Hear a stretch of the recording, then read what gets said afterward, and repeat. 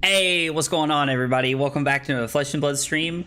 I am very excited to be back from Minneapolis to be hanging out with you guys again tonight. I'm going to be upfront with everybody. The first part of the stream is going to be probably just me talking about the weekend. I would say probably the first 20 to 30 minutes is going to be me talking about Nationals and my weekend and how everything went, and just kind of recapping everything that happened. And then as we progress to the stream, we're going to be playing some Victor tonight. I'm actually interested to look at playing my post Nationals Victor list and kind of talk about it a little bit. And I've got my updated sideboard guide and everything together. So if you guys are interested in that, you can find the link in the description on YouTube, or you can hit !deck to find that. So we're going to start off by talking about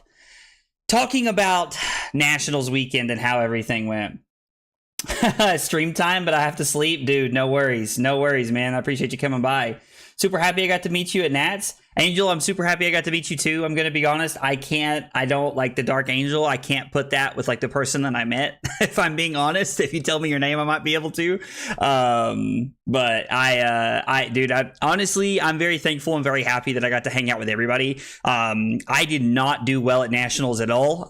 Somebody actually screenshotted a message from the official stream chat from the video this weekend where somebody said that Agroblaze actually finished 500th in Nationals. And I did.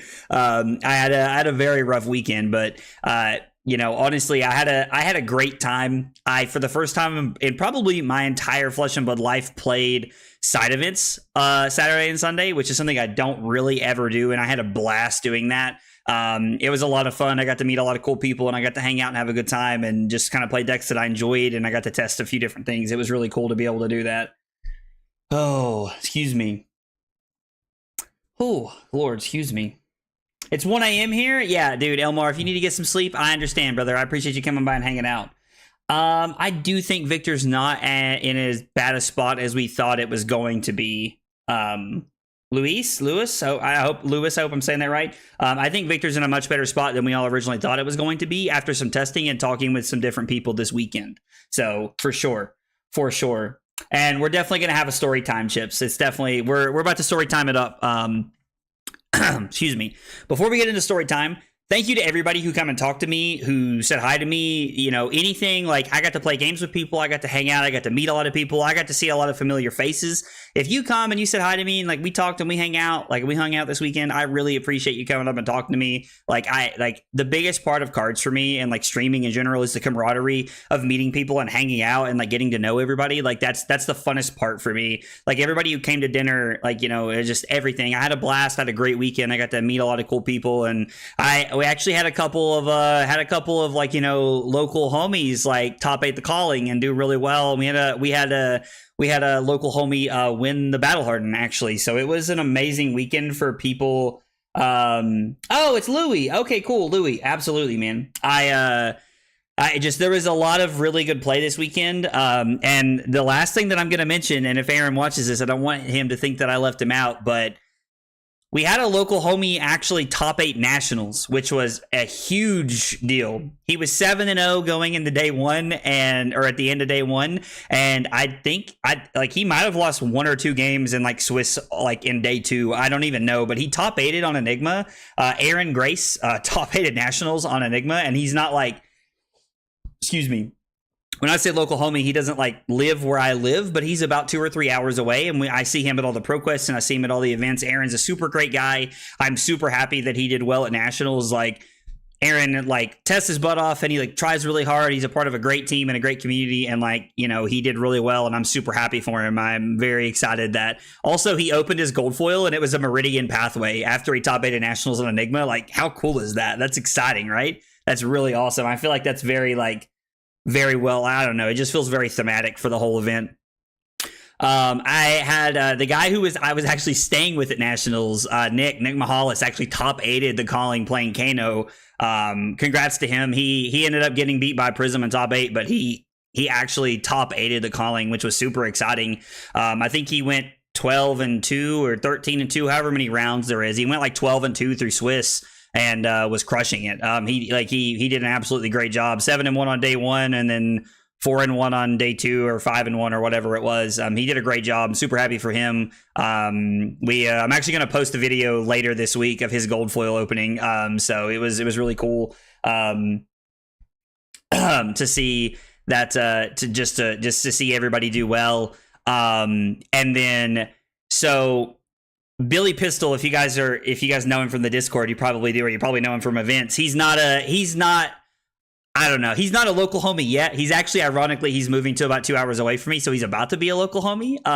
But he actually won the calling, which was really exciting. He was playing Azalea, and he was crushing it. He went 7-1 on day 1 too, and I think he went X-1 on day 2, and ended up winning the whole thing. So I don't know what his bracket was or who he had to play against.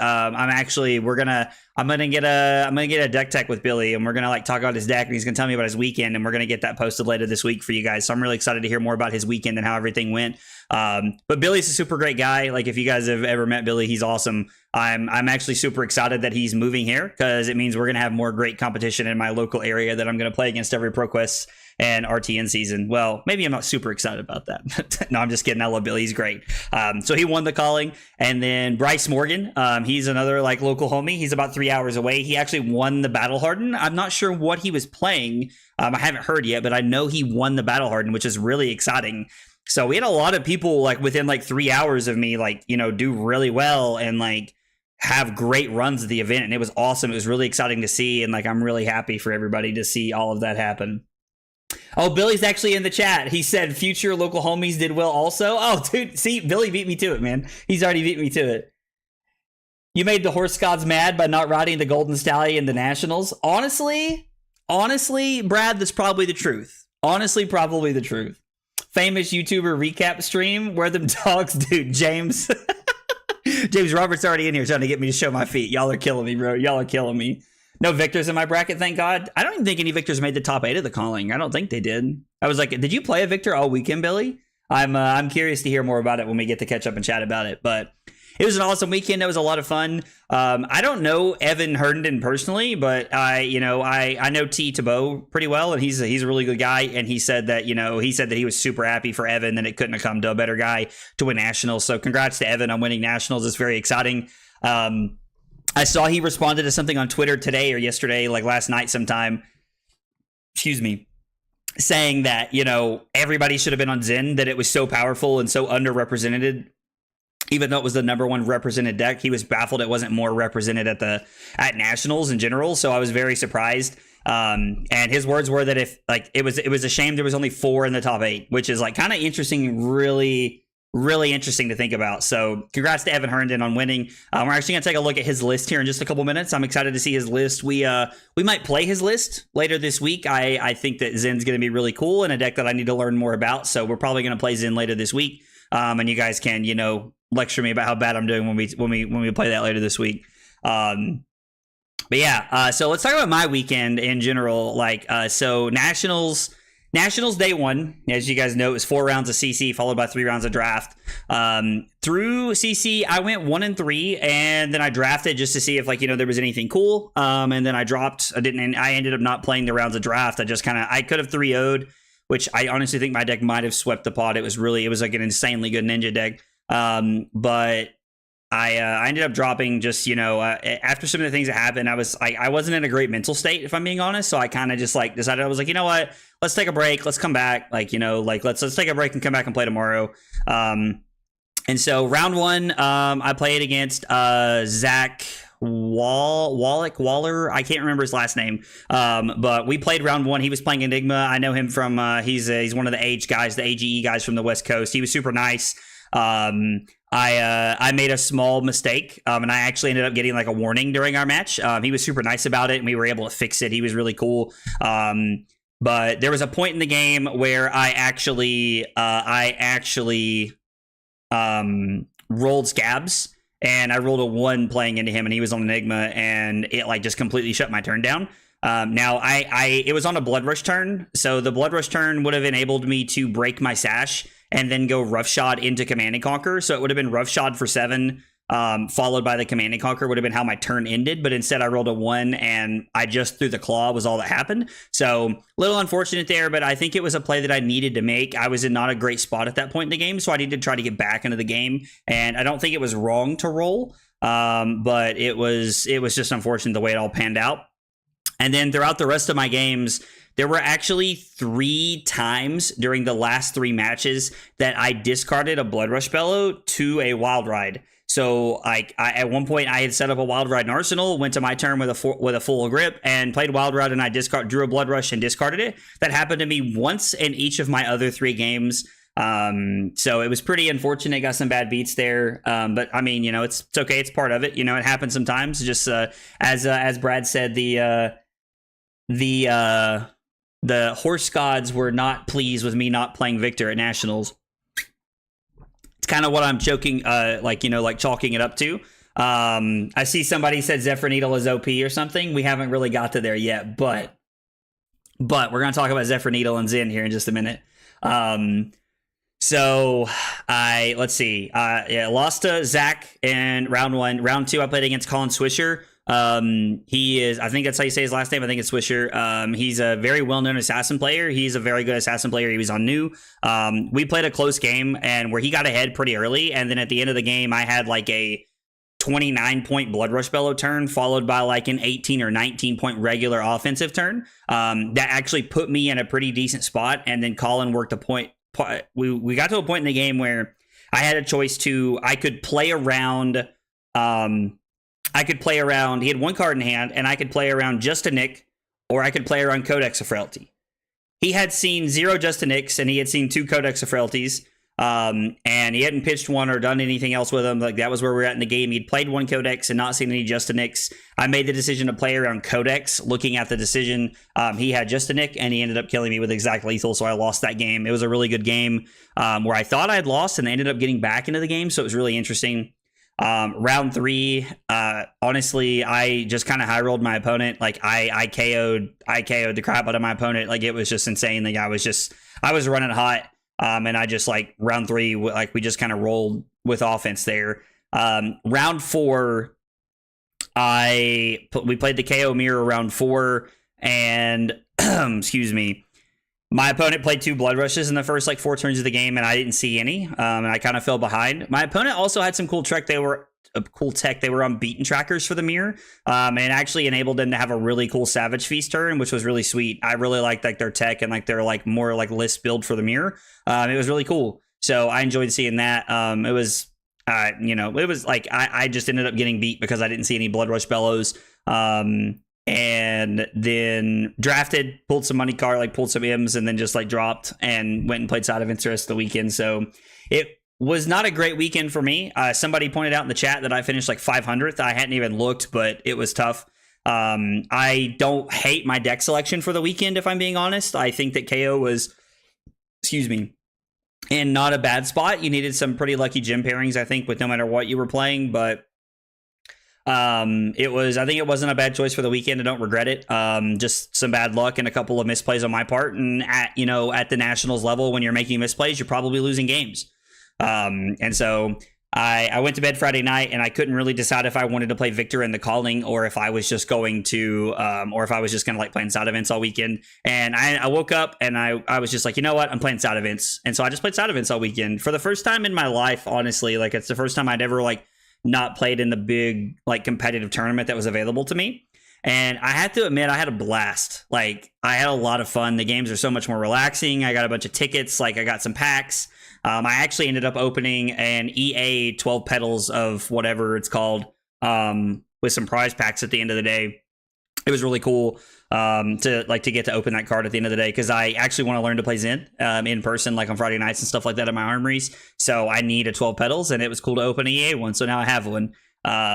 So yeah. And also on the weekend, I spent 2,400 tickets and I bought 2 alpha packs and opened them. I'm going to be posting the videos of the alpha packs so that you guys can see what I pulled from my alpha packs that I opened. Just Yeah, just stick around for those. They'll be cool videos. Those are coming later in the week. I'm gonna post some shorts about stuff like that. Like no long form content, just shorts about stuff like that. But yeah, no, it was a great weekend. I met a lot of cool people. Everybody was like awesome. I got to see a lot of people that I had seen before, so it was a blast to get to meet everybody and hang out. I had a lot of fun. And I'm looking forward to the next big event. Although I'm not going to Amsterdam. We'll be doing some prep like I was going to Amsterdam and talking about what I would be playing over the next coming weeks, but I'm not going to Amsterdam. So there's not really anything big for me until skirmish season, which isn't until August. So I'm kind of just enjoying a small break here and getting to watch coverage of Amsterdam instead of having to, fly halfway around the world. So that's pretty cool. Hey, Zach, it's me, Zach. It was great to meet you in person during the Commoner event. Zach, I didn't play Commoner this weekend. I think we met. Was it during Blitz? Did we meet during Blitz? I can't remember. Ban Arc Light Scab Skins of Ancestry? Bro, what? What are you talking about, Brad? Brad's on some sauce tonight.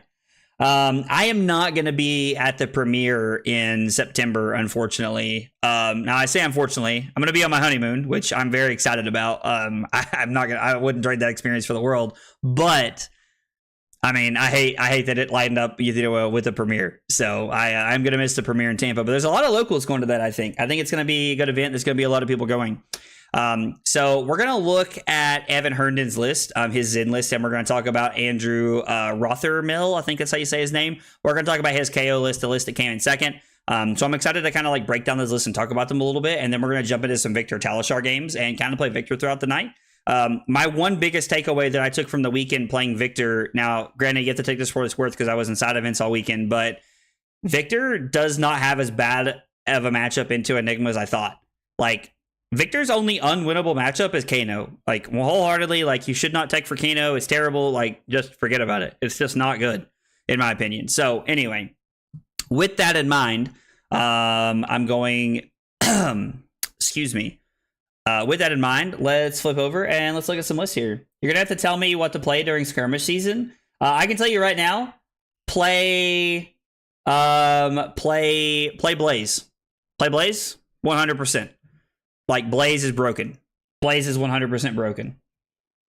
Yeah, you beat me up with your Victor. I did enjoy our game, Martin. Martin also gave me a really cool sticker. Martin does some cool altars.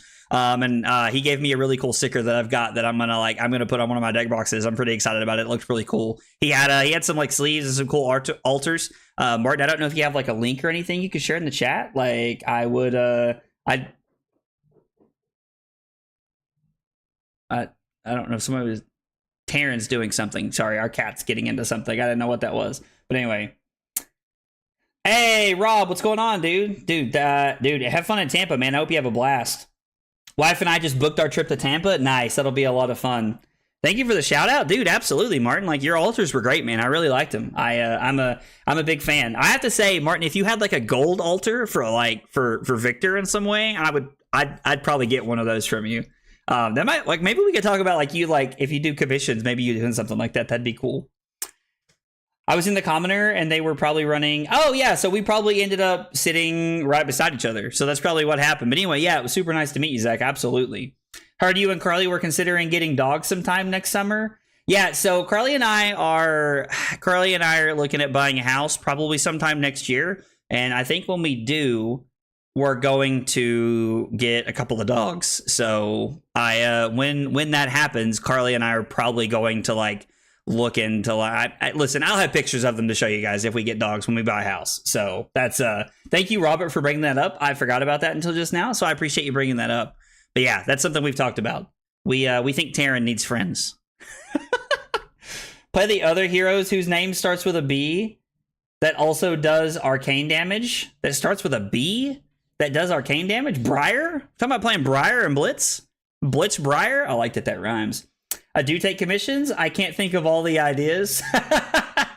Martin, buddy, I don't know. Like, if you can find me on Twitter or something, man, shoot me a message. I would actually like to have some like altar tokens and stuff like that. I've got some rainbow foil ones, but I'd be down to have some cool altars like my Quicken token that I have. So yeah, Bimperer. All right, I see we're throwing out ideas for Blitz. Listen, we're going to be playing Blitz for skirmish season. Let's talk about Evan Herndon's deck. So I've got his deck pulled up here. And I'm gonna we're gonna full screen this so you guys can see it a little bit better here. But looking at his list, and let me know if you guys can see this. If you guys can't see this, I can zoom in. Just let me know. Just let me know. I need to waken up my Twitter account. I'll find you. Sounds good, man. Sounds good. KO Brute Life, son. I actually saw somebody playing KO. It was Rob's wife, Robert from Second Cycle, not you, Sergeant Rob. Rob's wife was playing KO in the OG KO in Blitz, and she rolled a 5 or a 6 or something and threw a command and conquer for 12. It was stupid. It was stupid. All right, so looking at his list here, let's see. We got Arcane Lantern, Null Rune Gloves, and Tide Flippers. So we have AB3. All right, we're running Kakara, and we're running 2 Zephyr Needles, huh? Interesting. I wonder why. I would like to know what put everybody on Zephyr Needle and how people will tech to play around it. Interesting. That's cool. I'm excited to see why we went that route. I like playing Mask of the Pouncing Lynx. I think that is a necessary thing to do. Mask of the Pouncing Lynx and Traverse are the 2 common things that I think I've seen the most of. Art of Wars is the only yellow. Tiger Swipe, Spinning Wool Kick, 100 Wins. Harmony of the Hunt. Okay, so we're on a more Tiger focused list by playing that, I think is what it was telling me. Zephyr Needle was from the mirror, from the looks at it. E-Strike. I like E-Strike. I think E-Strike has a lot of good play putting Tigers on the bottom randomly. Kind of works as the Phoenix, putting the Phoenix Flame on the bottom, I think. Descendant Gust Wave, CNC, Chase the Tail. Okay, I like this card. This card's a 1 for 7. This card's insane. Bonds of Ancestry, Blanche. Ooh, interesting. Blanche is interesting. It's a 7 that plays around Herald of Triumph, but it also turns off colors, which can be very important for a lot of decks. Man, Blanche already seeing play at the constructed level. He said if they take time to break it, you win out on damage. Oh, gotcha. And if they decide to break it, then you're just winning because they're blocking. That's actually really interesting. So you're running Needle in the Mirror. Okay, that's spicy. I'm down for that. Hey, Allie, what's up? How are you? Welcome home. Thank you. I appreciate it. I'm very glad to be home. I'm actually very excited to play Fortnite tonight after the stream, so I think that'll be fun. Playing it into Azalea also. I guess I just want Azalea to be blocking. That makes sense. Okay, so let's see. I want to see how many Transcend cards we're on. 1, 2, 3, 4, 5, 6, 7, 8, 9. We're on all of them. So he's on every single card he can be playing. Warmonger's Diplomacy. I think this card's insane. The Name a Card. If you're playing the more Tiger-centric version, this is really good. Levels of Enlightenment. Probably gets cut against New if I had to guess, but this card's insane. Blue 100 Wins, and then Harmony of the Hunt, Descendant Gust Wave, and Bonds. I like Ancestral Harmony too. This looks really cool. I saw a couple of interesting lists. I'm not going to say anything while I'm live because they are friends of mine, and they may have been saving their tech for something else. I don't know, but a couple of people I know were on a very interesting Zen list that was really cool and packed some more on hits, and it was really fun. It was really cool to see. I was very excited to see how that went and the list in general. So the Zephyr Needle's interesting.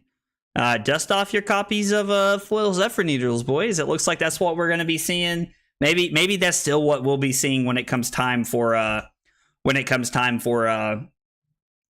PT in a few weeks.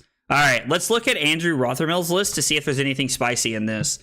Bonebreaker, Mandible Claw, Null Rune Gloves, Sash, Scabs. Okay, so Andrew is not on Tunic.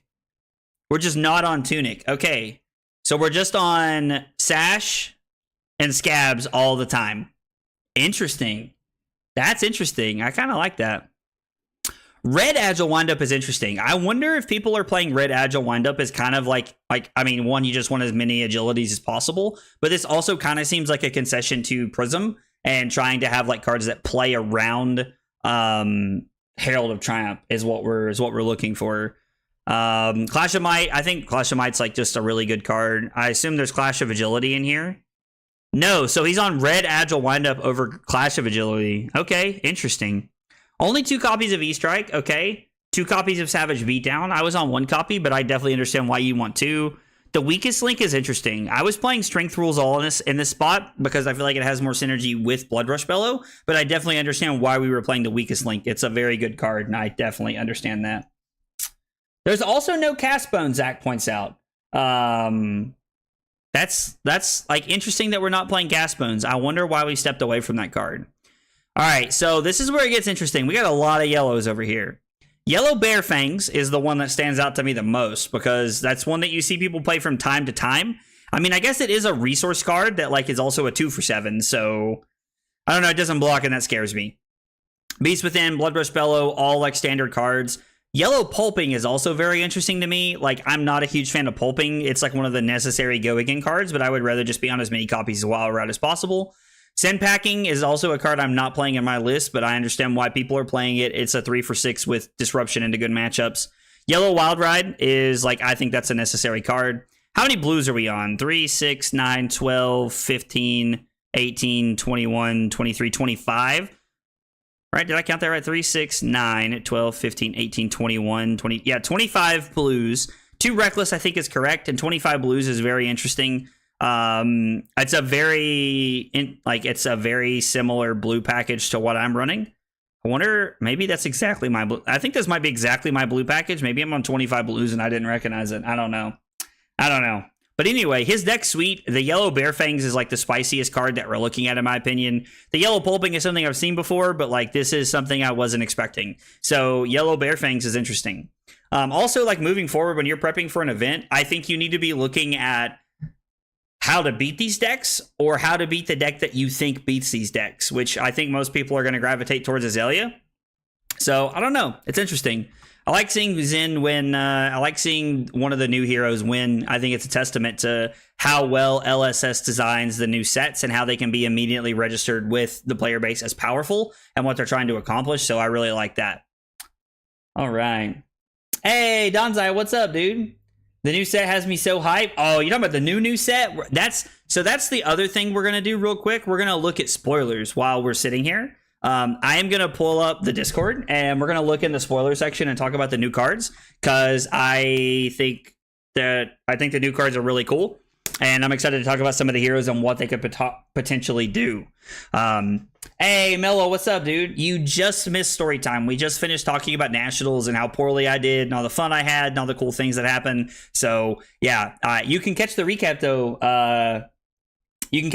though. Later. Florian might be new daddy. All right, Chris is already calling his shots over here. I like it. All right, let's open up the... Let's open up here and look at some of the spoilers that we've got when we talk about... All right, so... Hang on, let's slide this over here so we can see everything. All right, so let's talk about Florian. So Florian is an elemental Runeblade hero. Runeblade. Shocking. If there are 4 more Earth cards in your Banish Zone, Florian gets, if you would create 1 or more Aura tokens, instead create that many plus 1 of each of these tokens. That is interesting. So I'm curious to know, like, if there's going to be a way for, like, Florian to, like, if there's going to be new tokens or if there's going to be really good ways to generate Embodiment of Earth or what Florian's going to be looking to make multiples of every turn. But I do think this will be really interesting, and I'm curious to see what the banish mechanic looks like and what new cards are in this set that give you the ability to banish. We haven't got to the weapon yet. We're not at the weapon yet. Shame about bad games, though. Saving that luck for next set premiere. I won't be at the next set premiere, but I would like to imagine I'm saving that luck for something, right?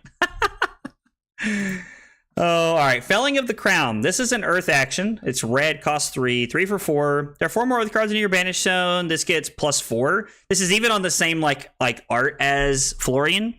Decompose. When this attacks, you may banish 2 Earth cards and an action card from your graveyard. If you do, each hero puts a card from their hand on the bottom of their deck. So this is really interesting.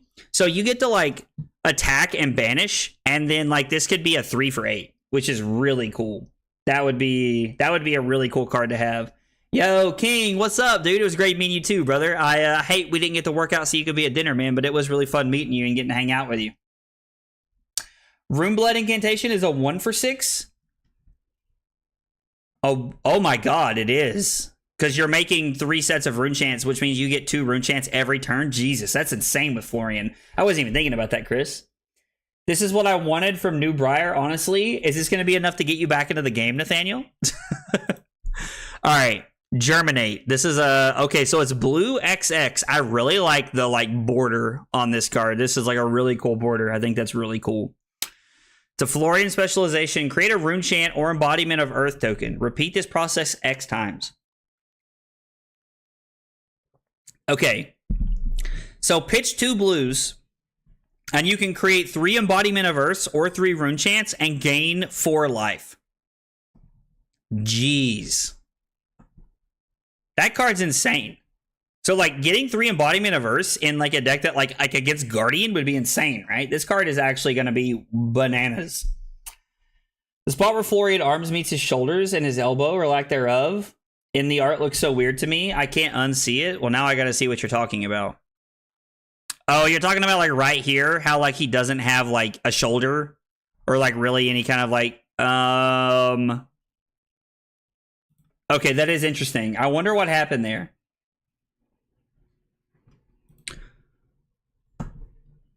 Repeat this process X more times. Yeah, so you create a rune chant.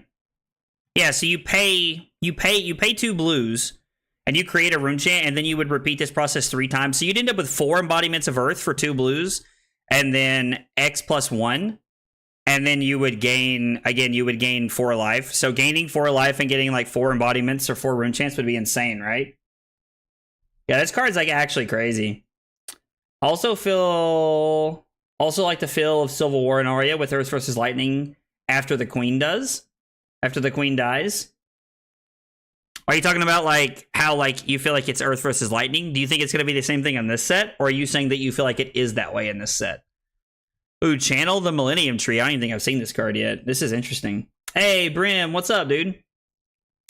Verdance, an elemental wizard hero. I feel like that's really interesting. So we got a new spec. We got specs for the heroes, right? 1 cost at blue, blocks 3. Gain a life, gain a life, gain a life. So you individually gain 1 life 3 times and then go again for 1. Okay, that's spicy.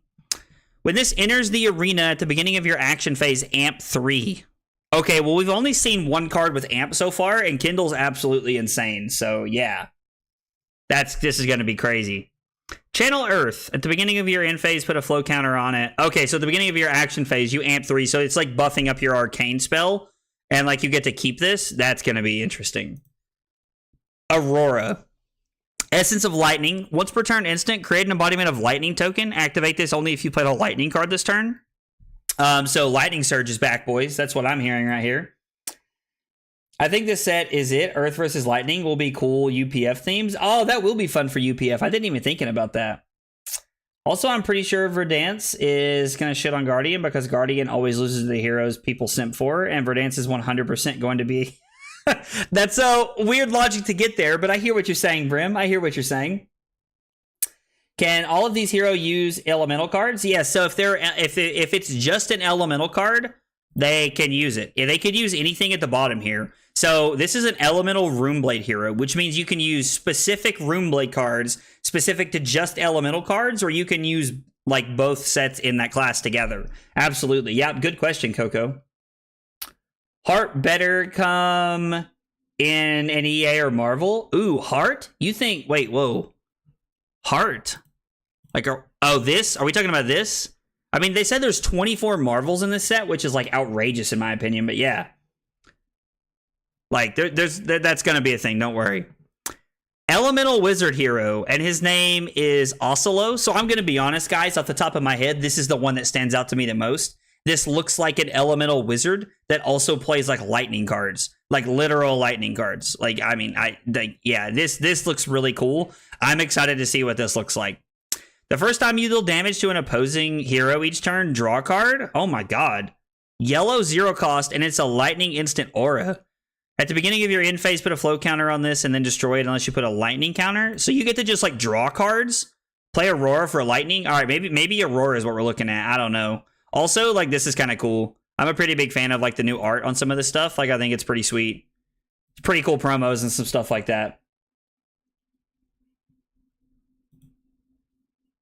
Huh?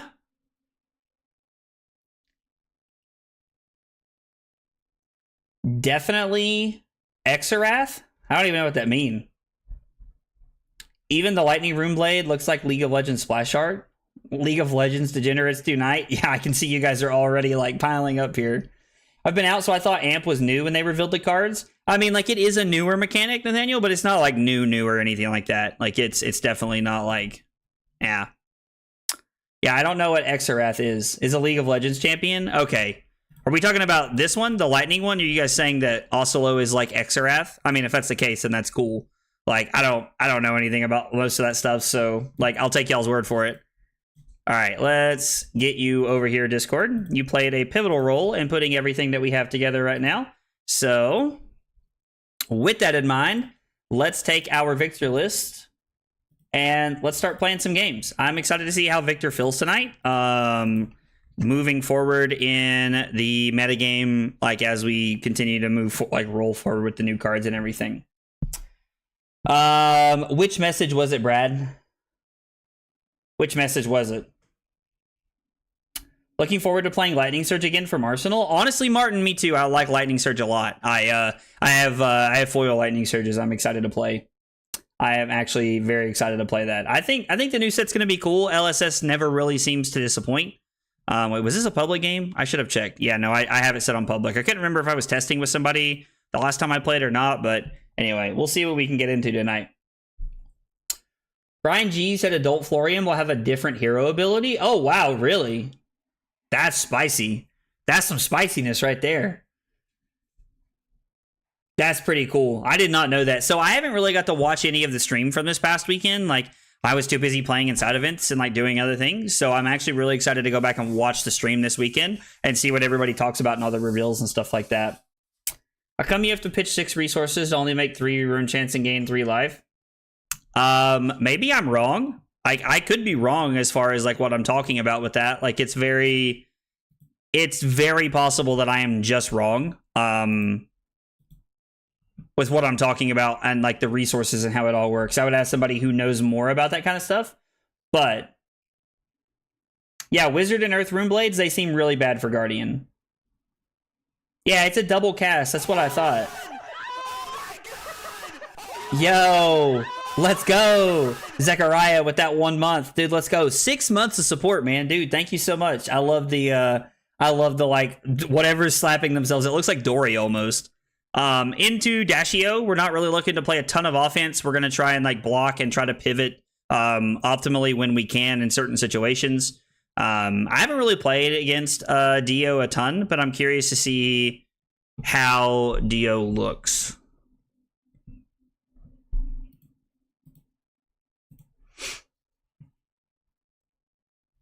I mean, we can just like hammer here, right? I like playing the Goldmane Estate to make a gold token. That way we have 2, so we're not worried about breaking our shield or anything like that. We could hammer. We could E-Strike for 7. I don't know. I kind of like just throwing the hammer, if I'm being honest, because I want them to block. They have a lot of cards. Maybe E-Strike for 7. No, let's just E-Strike for 7, and then we'll Arsenal the Cranial Crusher. I think that's a better play. Yeah, it's how Sonata works. That's what I thought. It's an Earth Wizard and Lightning Wizard. All right, see, I like that we have like all these like random wizard cards. Like, I think it's gonna make the game fun because it sounds like they're trying to like introduce the wizard, like put the wizard class into the game in a positive way without everybody being like, ew, Kano all the time, which I understand. As someone who does not like Kano from the comp level of play, I get it. But I'm excited to see how it pans out with the new set. Yeah, we're looking at some Victor reps tonight, Simper. I think in the metagame, he's not as bad as everyone thought he was going to be, so I'm interested to play Victor a little bit tonight. Let's just block 6.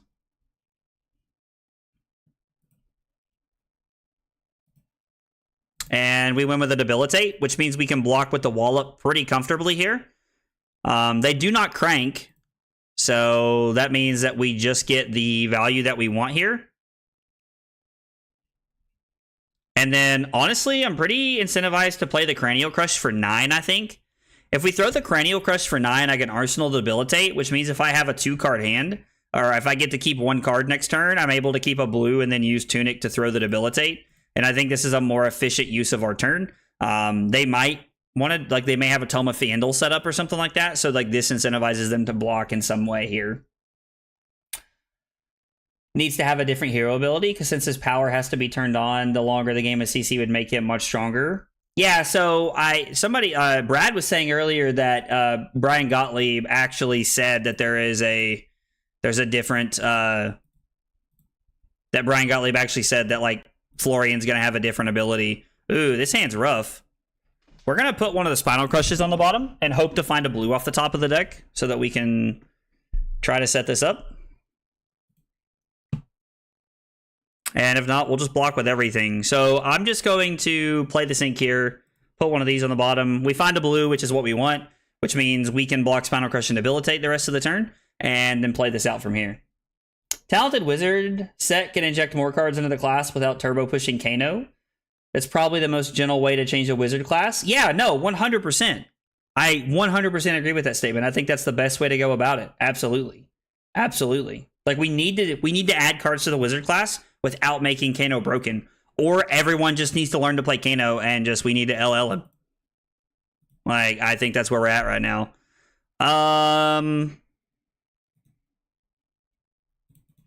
We'll just take 2 here. Blocking this and blocking the gun are the same thing. I mean, I guess we're just going to give it all here, right? We might as well. And the gun just pushes 2 points of damage, which is fine. I'm actually just pretty okay with that. The fact that they were able to take our 1 blue is, like, kind of unfortunate, but I also don't, like, there wasn't a way around it considering they had Harpoon, so. Everyone should learn to play Kano. I think everyone should learn to play Kano from the sense of you need to know how to play against him, but there is definitely some, like, thought process there that playing, like, everybody knowing, like, I don't know, like, not everybody wants to learn how to play Kano because they don't like it, but I think you should know how to play it just to play against it, if I'm being honest. He does have game in the LL format, and it would be fun to see Kano in, like, the LL format, like, all the time. Like, I think that would be fun. And from a competitive, like, you know, CC grinder, like, point of view, I think that's where he belongs, in the LL format. Victor is clearly just diff. All you have to do is throw Golden Sun for 19 overpower and pummel it. That's all you have to do. It's free real estate. Like, duh. Forehead. Oh, man. Yeah, we'll just block 4. Getting a card back. The Test of Strengths and the Trounces, like, really just give us immediate value to, like, keep our game plan going.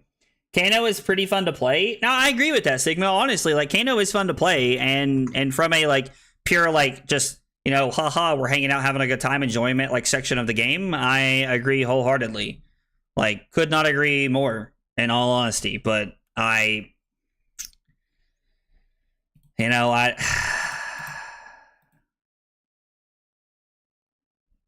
you selected 2 items, but a maximum of 1 is allowed. I didn't realize my opponent wasn't boosting. So we're just going to apologize to them here. I assume my opponent was boosting, but I guess they weren't. So we have to, like, restart the turn here.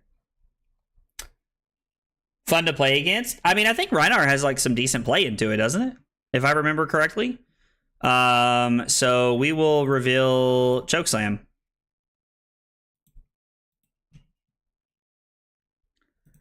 And then we'll take 1 to see what they throw at us after this. They still have an action point here. I was like, if they shoot the gun, I'm just going to give them Rouse. I feel very comfortable by just giving them Rouse the Ancients there. And then we get to throw Debilitate, which isn't required to be blocked, but I do think it's a card that most people will want to block, as the -2 effect does play well into, like, the Fatigue out Dashio game plan here. Little local armory. Yeah, so I mean, I agree. Like, I'm gonna be honest. Like, I think like at the armory level, Kano's not really the place to be playing it. If I'm being honest, I think you take the chance of like ruining the game for some people. Like, if you guys have ever played Magic, nobody likes playing Storm. You know what I mean? Like, nobody likes playing against that deck. It's not fun to play against. It doesn't create a fun environment for people. So decks like Kano are not really one that I would ever suggest playing at an armory, unless you're playing against people like who know you're playing it and like it's in an environment where people are like, yeah, like let's like play that into me, like, you know, like I need the reps or something like that. Like, yeah, it just, I don't know. I think it's a hero that creates a bad environment for a lot of people, and so I really try to stay away from playing a hero like Kano at a small local level because it generates unfun environments, in my opinion. So I try to stay away from it if I can. Man, when we get to another Cast Homes, it's going to be looking good, boys. Cast Homes is going to be looking good this game. We're already up to 5 gold if you count the shield.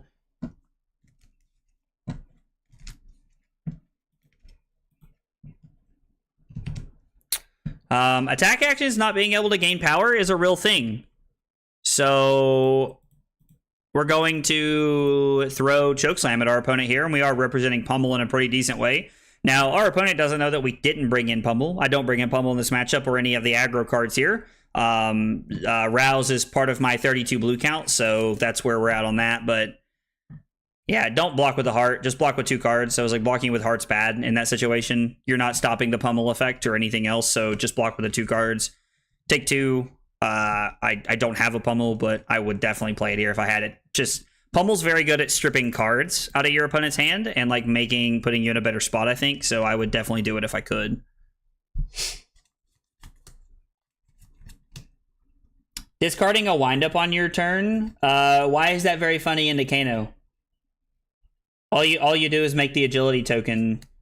You only intimidate during your action phase, so I don't understand why. I don't understand what you mean. Like Tyler Holspool and Chris Ollie on a weekly basis? Okay, well, in that case, I mean, if you're playing against people of that caliber, then Brosa Stalin, I would tell you, like, you know, get them. Get them. You know what I mean? Like those are very good players. So let's, I guess, let's just throw 9 here. We'll clear out our arsenal, just throw 9 at our opponent. If they have a good hand, they're happy to take it, but I'm also arsenaling the Sink Below, which is a good play for me. Gives me the ability to just set up some extra defensive capability here, and we're slowly catching our opponent down. They're now out of equipment block, and if they don't have anything here, they're now down 13 points. Now, the 13 points, again, this isn't super relevant. We're really just looking to try and like put them on the back foot any way that we can, and cards like Prime to Fight ain't it, Chief.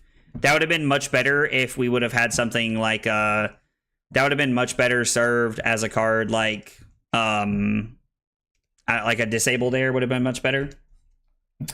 I rotate Kano in and out of my armory decks. People need to know he exists and how the deck works, but I have little interest in being an oppressive gamer. Yeah, absolutely, Martin, 100%. That is 100% accurate. I could not agree with that statement. Like, that is a great way to look at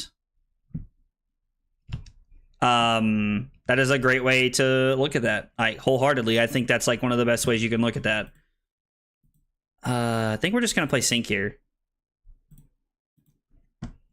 I'm not gonna sink anything because we do have the ability to thought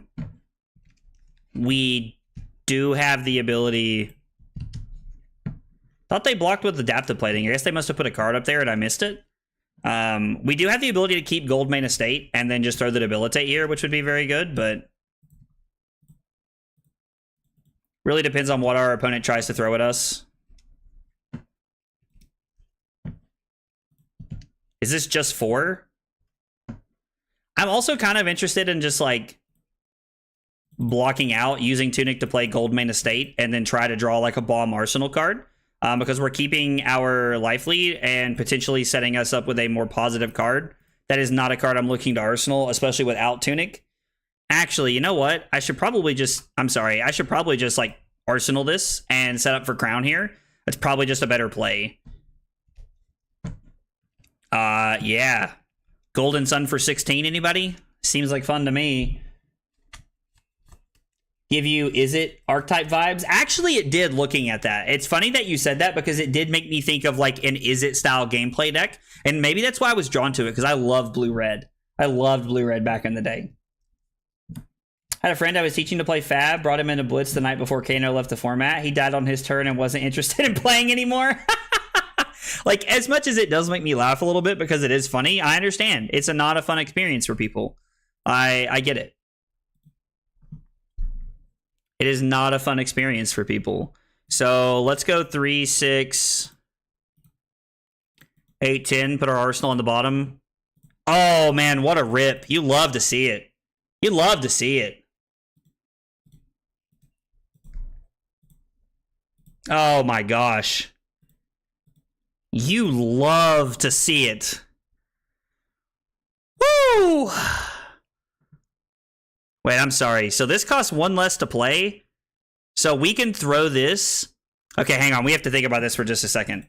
We have to think about this for just a second. So with the 7 mites we had pop, right? 1, 2, 3, 4, 5, 6, 7.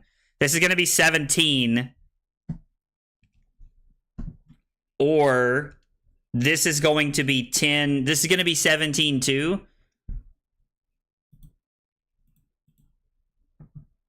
I mean, yeah, absolutely. 17 overpower, boys. 17 overpower. By the way, I know this is like a random side note while we're talking about this, but just a minute ago, I just watched the number just cross over 90 viewers for the first time. So if you guys are here for that or you guys are a part of that, thank you so much for being here and watching. Never crossed over 90 viewers before between YouTube and Twitch and Kick and everything. So I really appreciate that. Like, it seems like just a few months ago, like I crossed over 40 or 50 for the first time. So I really appreciate you guys being here and you guys like helping me cross over 90 viewers. It's very exciting. And like, I don't know. It's like, it's kind of overwhelming for me, if I'm being honest. Like, I mean, I'm not going to cry or anything, but like, I never thought that would really like be a day for that. So I don't know, like while my opponent's thinking, I really appreciate that, guys. It means a lot. Like you guys being here and hanging out and like everything, like it's by far the best part of streaming is you guys being here and hanging out with me all the time. I'm a crier. I'll cry for you. Carly's got me covered in the emotions department. I love it. Carly's the best. Carly's the best. I'm going to ask if they're there. If my opponent conceded, I'm going to laugh until I cry. Maybe I will cry anyway. Maybe I will cry anyway. We're going to snipping tool this with the whole, like...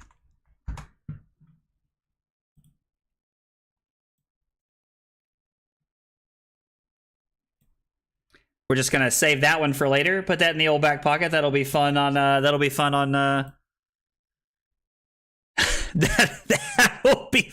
on Twitter later. Man, Cast Homes putting in work on the very first game of the evening. You love to see it. You absolutely love to see it. All right, I don't have the deck link anymore. I don't know what happened there. Let's grab the deck link again here. Copy deck link to clipboard.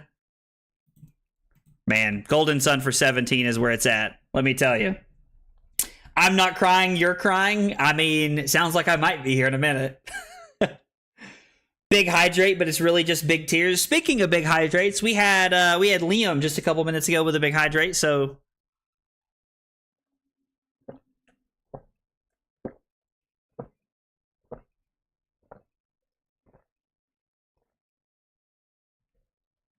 oh yeah. I can tell I haven't had enough water today because that didn't make me like, you know, I didn't have to like stop and take a breath. I was like, "Oh my god, water." He did cry when we met though. Martin, you can't be telling everybody that, bro. You can't be giving out the trade secrets around here, man. Oh man, that's so funny. Wow. That was the first time I've ever thrown a Golden Sun or I've ever thrown an attack in Victor for over 15. So that was pretty cool. I had a couple of people ask me over the weekend if they felt like I would have done better if I would have played Victor in Nationals. It's very easy to sit here and say that I think I would have done better or worse based off of, you know, like based off of, I don't know, like based off of like how poorly I did with KO because of some bad luck. But The only reason that I can think I might have done better with Victor is because I know him better than KO. I don't think he was really in a better position for any of my matchups than KO was, if I'm being honest. Where is Prism? So I'm currently working on trying to find a... we should just be on Boots and Iron Will, right? I'm currently trying to find a list that where I want to be able to run Crown of Dominion and Time Skippers, but the problem is if I run Time Skippers, I need to have Null Rune Gloves, so I have to cut a card from my list. And I don't know what it is. I'm thinking about playing 2 Sync Belows is what I'm thinking about cutting to make that happen. But I don't know exactly if that's what I should be doing. We're going to play Goldman Estate, generate a gold. I love doing this on turn 0. It's like probably the best thing we can do on turn 0, to be honest. So we're going to Arsenal the Sync Below, and we'll go into our turn here, seeing what our opponent has for us here.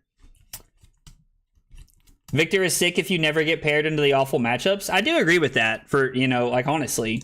Ty said we cry together. Absolutely, Ty. That's what I'm talking about, man. That's what I'm talking about. Took a Night Team Macho Grande last week. Fun and interactive. Oh, man. Marcel, I understand. It can be not fun to, have stuff like that happen to you. I understand. I do understand. I get it. Yeah, Josh, we're back on this, brother. We're back on this, brother. As they be saying, I'm back on my bullshit again, or whatever. I don't know. I think people say that. I think that's still a thing people say. I don't know. I think so. Saw you playing a game of Victor over the weekend and fought the urge to interrupt the game to tip for a big hydrate, but I thought better of it. Dude, Jeremy, you should have, man. That would have been perfectly okay with me, brother. Dude, I was playing a side events, man, and like as long as I'm not like, in nationals or like in an uber competitive environment, I'm always okay with you guys like interrupting me or saying something like that. Like that is always okay with me. I appreciate you like thinking about the fact that I was playing a game, but for future reference, like if I'm ever in a side event or like hanging out, anybody, like you guys are always welcome to come say hi to me or like interrupt me or anything like that. Like that, it does not, I don't feel slighted. Like I don't get frustrated by that kind of stuff. Like I appreciate you guys want to come and hang out and talk to me. So I appreciate it, but dude, please come talk to me next time. Absolutely, man. Absolutely. We just went blue. Let's go E-Strike, then disable. Think we'll be fine. If we can give the Thunderquake reasonably here, we can... Okay, we can give the Thunderquake, and then if we can give the Thunk, we can try to hang on to the Debilitate for the blue. I would like to be able to kill the Angel, but if we can't kill the Angel, then it is what it is. I was like, if they don't flip, we can't kill it, so... We're just going to pitch 2 cards here. We are going to threaten Pummel, make it look like we have it. He also made it look like we had it last turn, but considering they played the Tome of Divinity, there might not be there was never a reason for us to play it. So they could still just think that we're sitting on it without actually ever having a reason to play it. It's going to be pretty aware that we don't have it right now because we would have just played it right here if we did, trying to force cards out of their hand and put ourselves on the front foot. I think anyway. I think that would have been a good situation for that. Reminder to hit that like button if you have it. Yo, Donzai doing the Lord's work over here.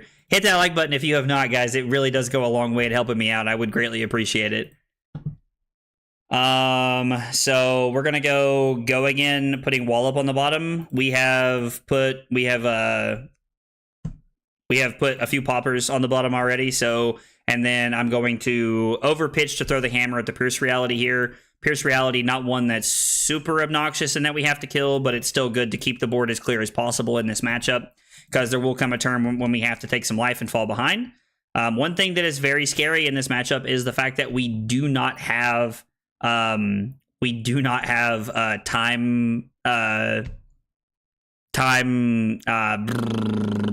skippers here, so they can be a little frightening in this matchup. Let's give the Command and Conquer, considering the position of this hand. Flash in Merciful.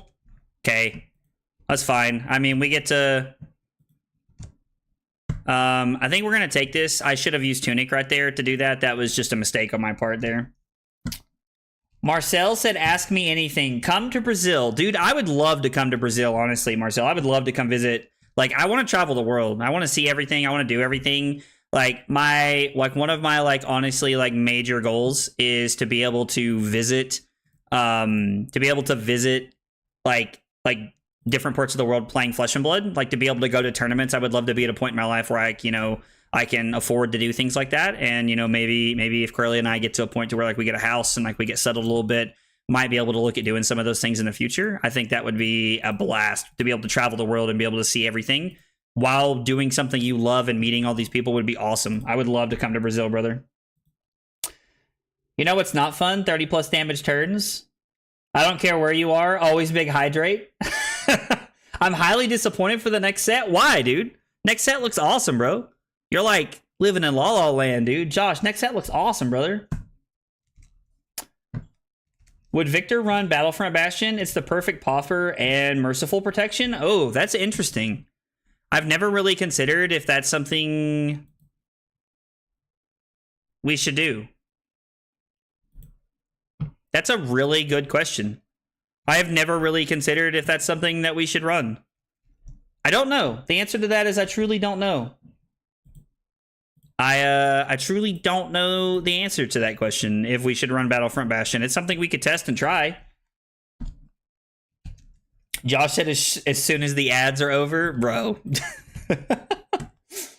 And also not to just play Flesh and Blood. Okay, so Carly wants us to travel, to not to just play Flesh and Blood. She wants us to, you know, travel the world and do other things, which I think is important and we should do. But I want to play Flesh and Blood.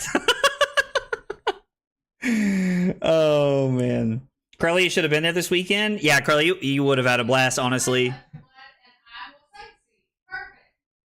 What did you say? Yeah, Carly said she wants to sightsee while I play Flesh and Blood, which I'm going to be honest is what I always had in mind. I can't imagine myself in other parts of the world without Carly being there. So I played it in my Enigma list. It's so effective. It is extremely effective. It would be a very good sideboard slot. Like, it could be like a very solid sideboard slot to run. I don't know. Like, it could also be effective into Ninja. I wonder if there's like some secret tech there for Victor. Kind of makes me wonder, if I'm being honest. Kind of makes me wonder.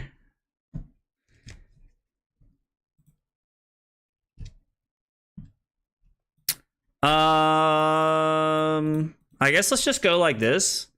I mean, we just got to keep the board clear. Like, it's really all we can do at this point. Like, we're at that point in the game where it's just clear the board, clear the board, clear the board.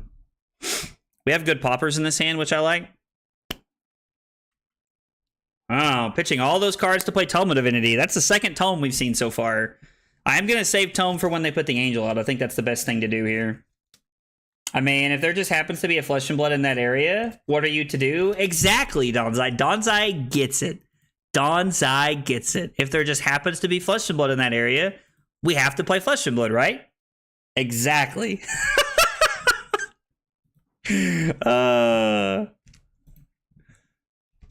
Okay, so they get their action point back.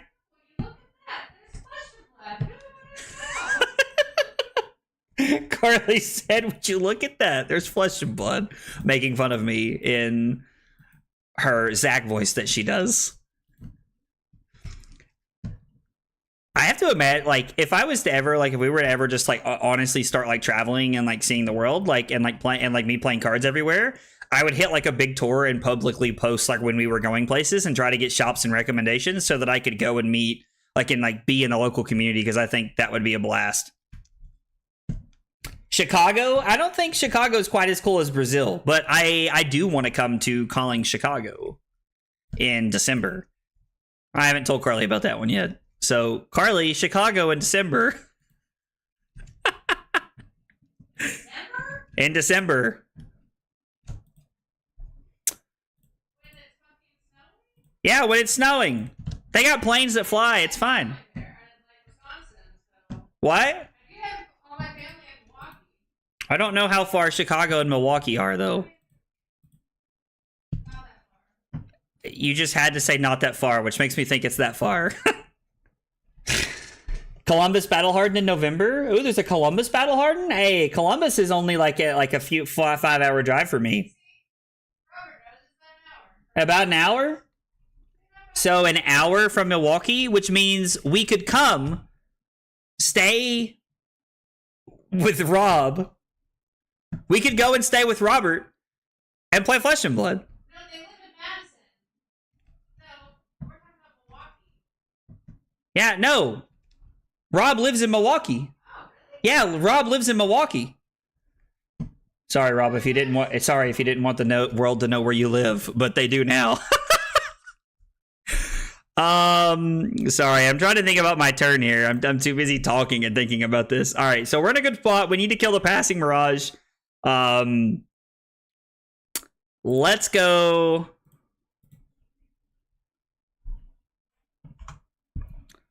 We should go Tunic. Gold Mana State. I think it's just always correct to make this play here. And then we're going to go Zealous Belting at them with Go again. Now, if they had ALS there, we were going to be in a really bad spot, which I definitely did not consider. We should have played that up maybe a little bit differently there. How far is Madison from Milwaukee? I think it's about an hour. I think Chris had to like drive me like an hour when we were going to Rob's house. I think was about what it was, a little over an hour maybe.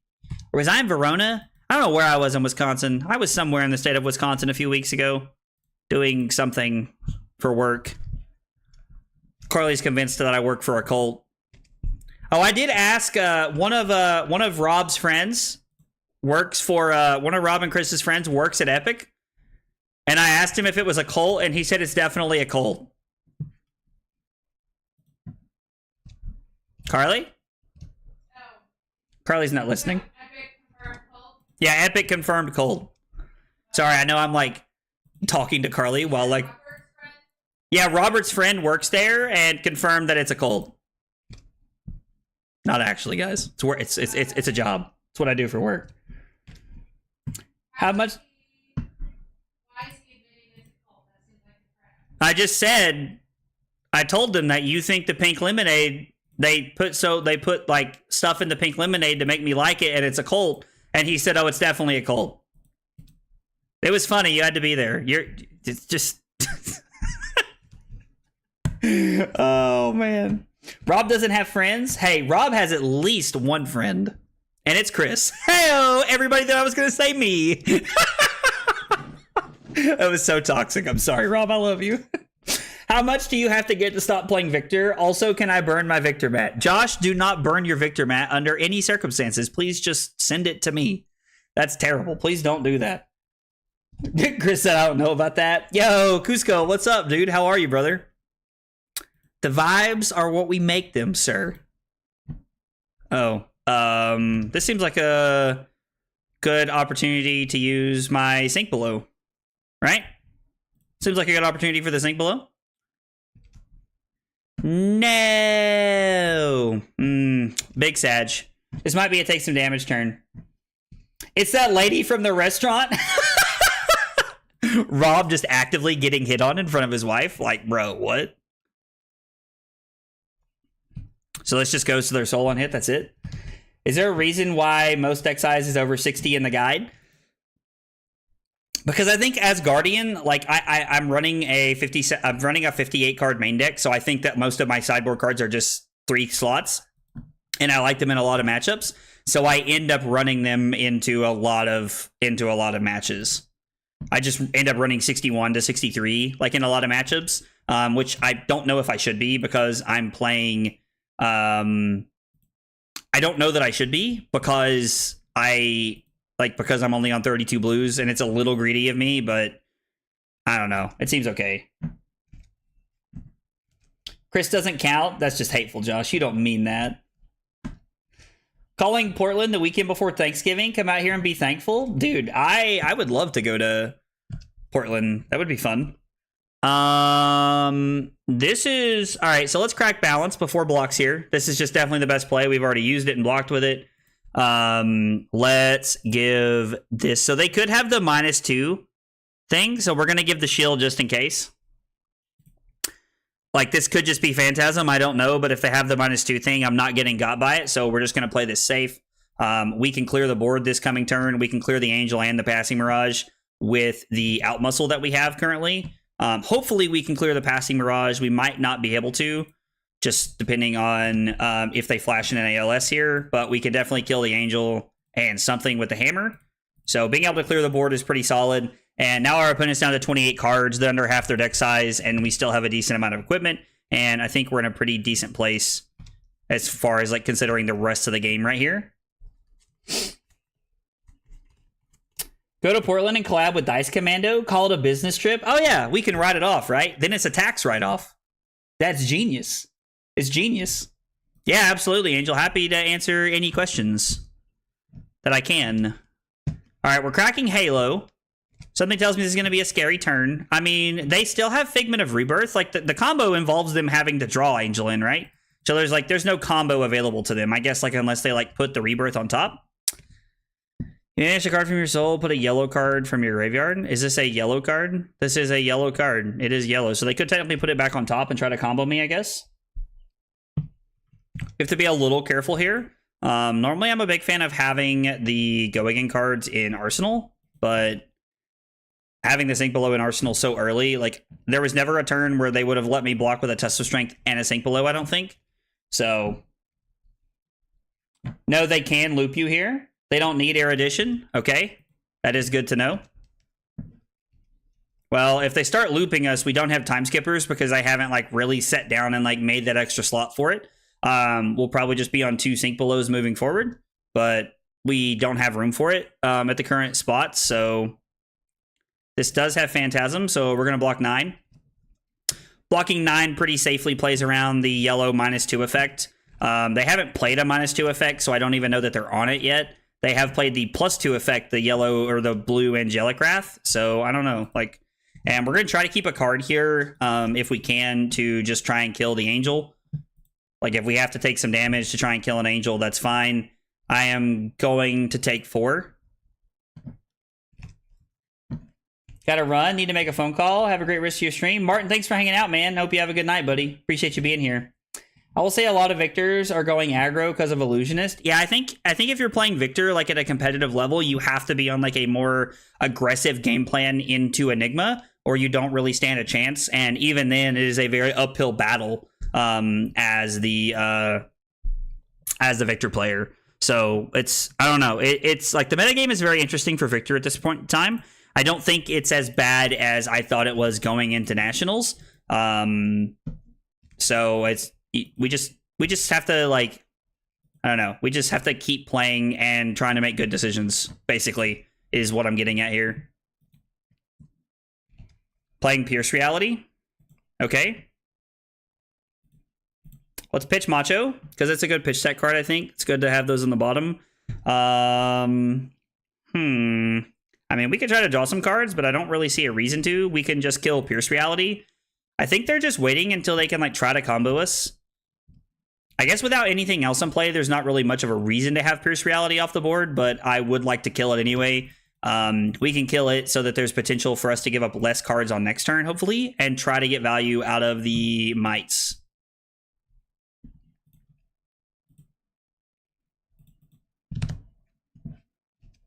Hopefully. Anyway, hopefully that's the goal. I am enjoying giving Victor a hard time. Yeah, I bet you are, Josh. You've been hating Victor playing Warrior for a long time, so I firmly believe that, brother. I firmly believe that. So yeah, we're gonna throw this for what is lethal. Yeah, it's lethal.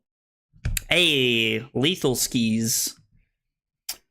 Victor will continue to do well in local metas that he's tuned for, but it's unlikely to perform well at larger events. I agree with that. I think it's tough to do large at will events. You have to, like, get lucky to some extent and hit what I would call the Azalea bracket, I think, if you're going to do well. And even then, there's a lot of very talented, very skilled Azalea players out there in the metagame right now that have that can do very strong things. So even then, like, it's still kind of like I don't know, like, there's still a very decent possibility that you could just lose to Azalea on Any Given Sunday.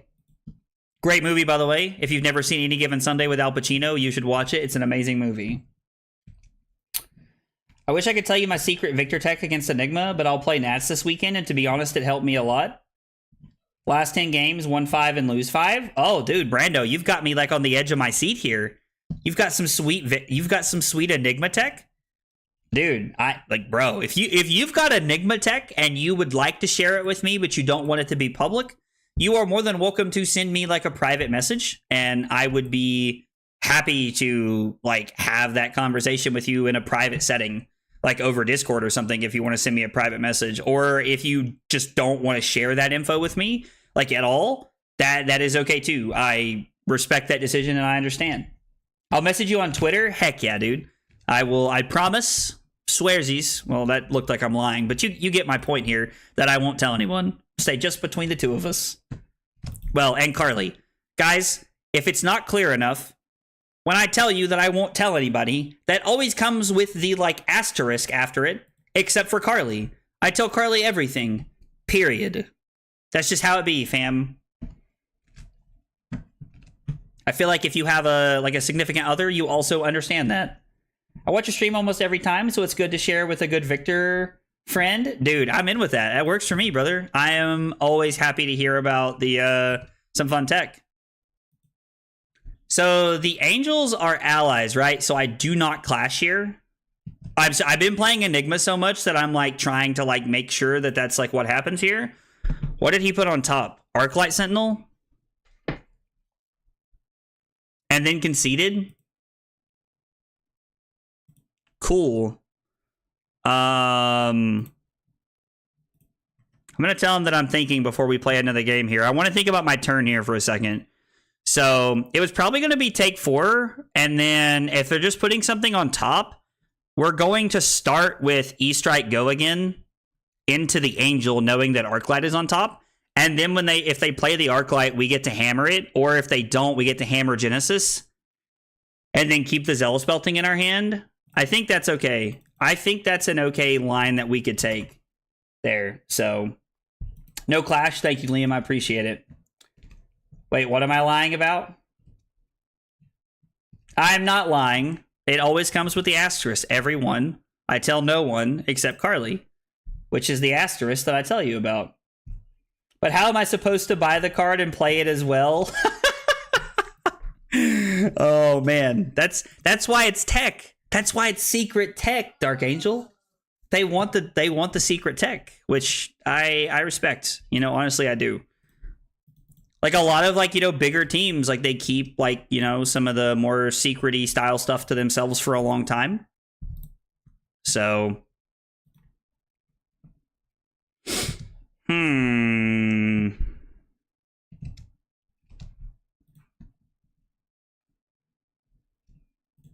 we're just going to go again. And then I think I'm just going to throw this for 7. Honestly, it's a waste of the shield and like 3 points, but I think I'm going to throw it for 7 as opposed to trying to Arsenal something here. There's no good Arsenal targets, and 7 is a breakpoint that can be tough to deal with sometimes.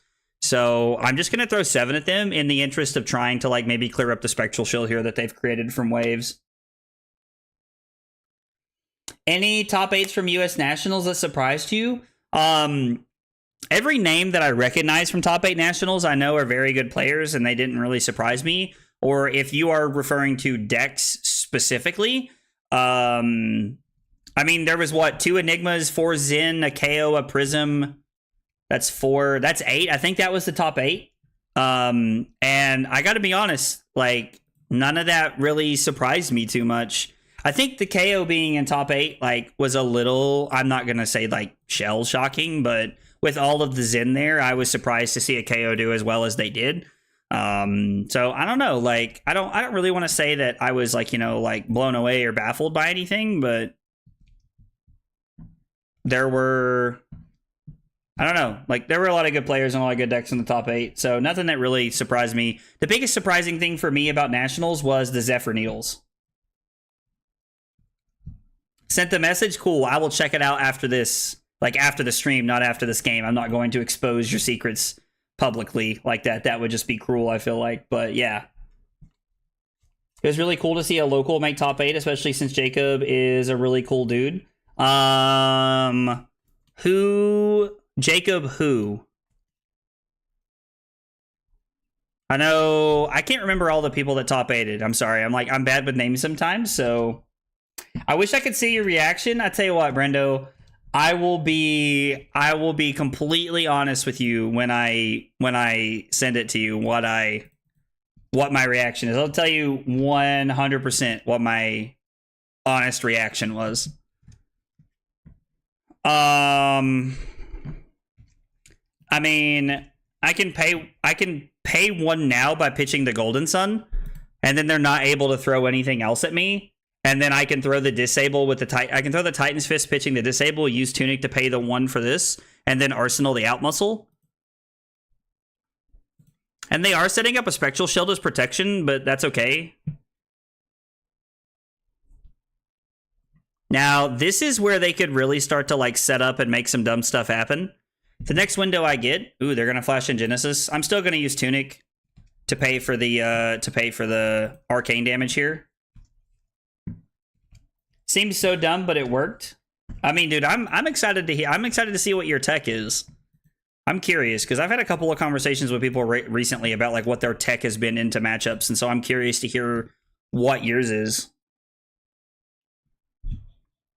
Because I don't think Victor has as bad a spot in the metagame as everybody thought he did. So Jacob Shaker, he was on Zim. I mean, dude, that's like, if that's a local for you, like that's awesome, man. Like seeing like at the beginning of the stream, you know, like during story time, like as you know, as it has been coined by story time as it been coined by Majin Bay. When we were talking about earlier, you know, I had a couple of like really like cool local guys, you know, next to me that like made top 8 of nationals, calling like somebody won a calling, like, you know, local to me. So I understand. I get it. It's an exciting feeling. It's an exciting feeling to see your friends do well. Let's give Prime to fight. It's probably just the worst thing we're doing this turn. We can pop something with a Debilitate and then throw the Spinal Crush. No, that's just wrong. We should block with the Spinal Crush to pop this, throw Thunderquake for 8. Because we make 3 surges, right? And then we can Arsenal the Debilitate with the Tunic counter coming up. Which means that with the Tunic counter coming up, we can have a 1-card hand to throw Debilitate at our opponent if we need to. The only problem here is that they do get the ability to play something in with the surges, which is like a good reason not to heave or not to use Tectonic Plating if you're playing it in your Victor list, which I think everybody pretty much now is on the Tunic like way of life, which I won't lie, I still would rather play Tech Plating, but it's just better to play Tunic, so. Okay, so they're going to pitch their whole hand, activate Light of Soul, go get a Figment. No, they're not going to put that into their soul. Okay, so they have an Arclight and they have the Rebirth on board. I mean, we're going to keep the Zealous and hope that we can use it next turn. Because we can't play it this turn, or if we did, it doesn't matter. Earthlore Bounty, though? All right, Billy. Billy wins a calling and he's living in the clouds. Earthlore Bounty, bro. What? What are we out here playing cash-ins? Like, what are we playing, Volda? I had a friend do amazing day 1 of the calling, but struggled day 2. I mean, Brad, it's like that sometimes, you know? Like, it can be like that sometimes for sure. Like, you have somebody who does really well, and then they have a rough day 2. That is a very, very real thing that happens to a lot of people. Like, you know, and you know, sometimes I think that's due to the fact that everybody on day 2 is like an A caliber player, but also at the same time, like, sometimes you just like you hit the matchups you weren't like you dodge bad matchups on day 1, and then day 2 there's a lot of those decks in the top you know, at the top tables, and so it's tough you can't dodge them forever, unfortunately. So that happens a lot. Valda's my queen. I think a lot of people like playing Valda. Valda's a cool deck. Rob played Valda a little bit this weekend, and I got to watch him play. It was fun to watch. I mean, if he has the +2 thing, this is pretty bad. Like, if that's his last card, is the blue ant, like, pump here? This is technically wrong, but I think I'm just gonna go for it. Lol? No, we're not gonna do that. That's fine. And then we're just going to play the Sink Below. And what was on top? Another Test of Strength. So we'll sink this to the bottom, draw the Test of Strength, and then we'll just attack for 8 on our turn with a Debilitate. Yeah, you can't play that. I think they were just trying to Arsenal it and didn't click enough times. One of the downfalls of playing Talishar like this. So we do get to clear our Arsenal this way. I would rather make room for a Go Again card here, but...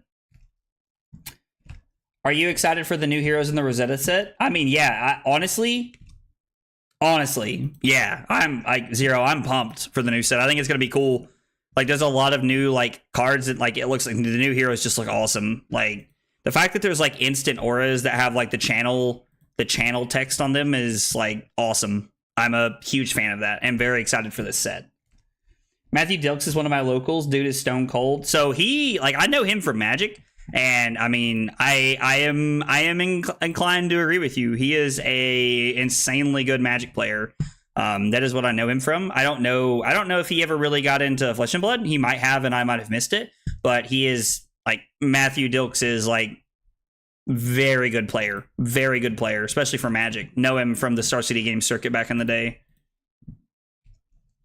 for sure. Neither of the undefeated players on day one of the calling made top 8 was kind of wild. So it's interesting, Billy, because I think that happens more often than people realize. Kind of sad, but I do think it happens more often than people realize that, you know, that you go 7-0 day one, and then, you know, you still, if you go 7-0 or 8-0 on day one, you still have to have a really good day two. Like, you probably have to go 3-2 to make top 8. You know, or like, I don't know what the corresponding thing for that would be, but I think I'm going to play the Visit Goldman Estate, even though it leaves us open to an ALS. So we get to put this on the bottom and name Go Again and attack them for 5 Go Again, which does threaten lethal. They have to give us some number of cards, and then we get to use Tunic to hammer the Passing Mirage, setting up and playing just playing this out here. Dilks won LA calling on Kasai a few months back. Okay, so he does play. So I didn't know that Matt was playing Flesh and Blood, but that's cool. That's awesome. If calling LA, I assume that was at the PT. I assume Solace.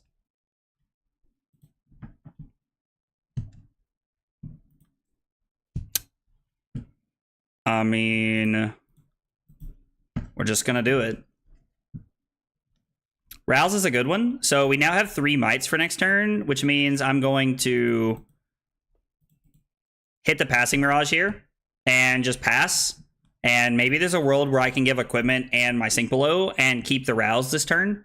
That would be the ideal situation for me. Ooh, actually. Oh, no. Big Sag. All right. ALS lined up. So they did have it. They just chose to... they wanted to get value out of it this way. Which, I mean, it makes sense that they wanted to do it this way, honestly. I understand why they did it this way. Because it lets me not get value out of my Might tokens, as to where last turn they get to keep Passing Mirage, but it doesn't matter. So they're getting more value this way by waiting, which I think makes sense.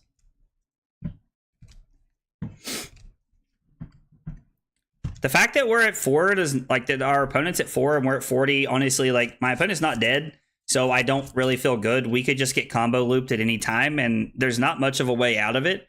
Like, I mean, I guess... Like, without time skippers, we can't break the combo. And if my opponent has Tome, they can just set it up, right? They put... Okay, they banish Herald of Protection and put Arclight on top.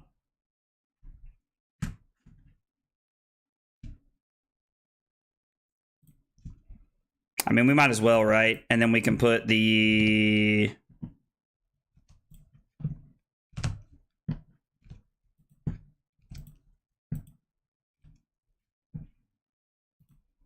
Is it official? Have we been looped? Are we now, like, caught in the loop of things that we can't stop? Did I play Victor at Nats? No, I played KO at Nats, Ludiful. I did not play Victor at Nats.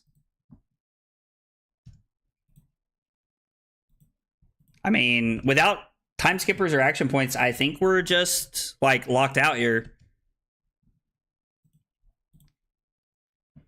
I don't know how we get out of this.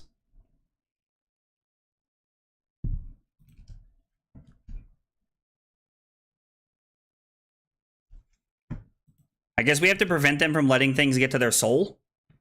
Because if we eat their soul, they only get to do this for so many turns, right?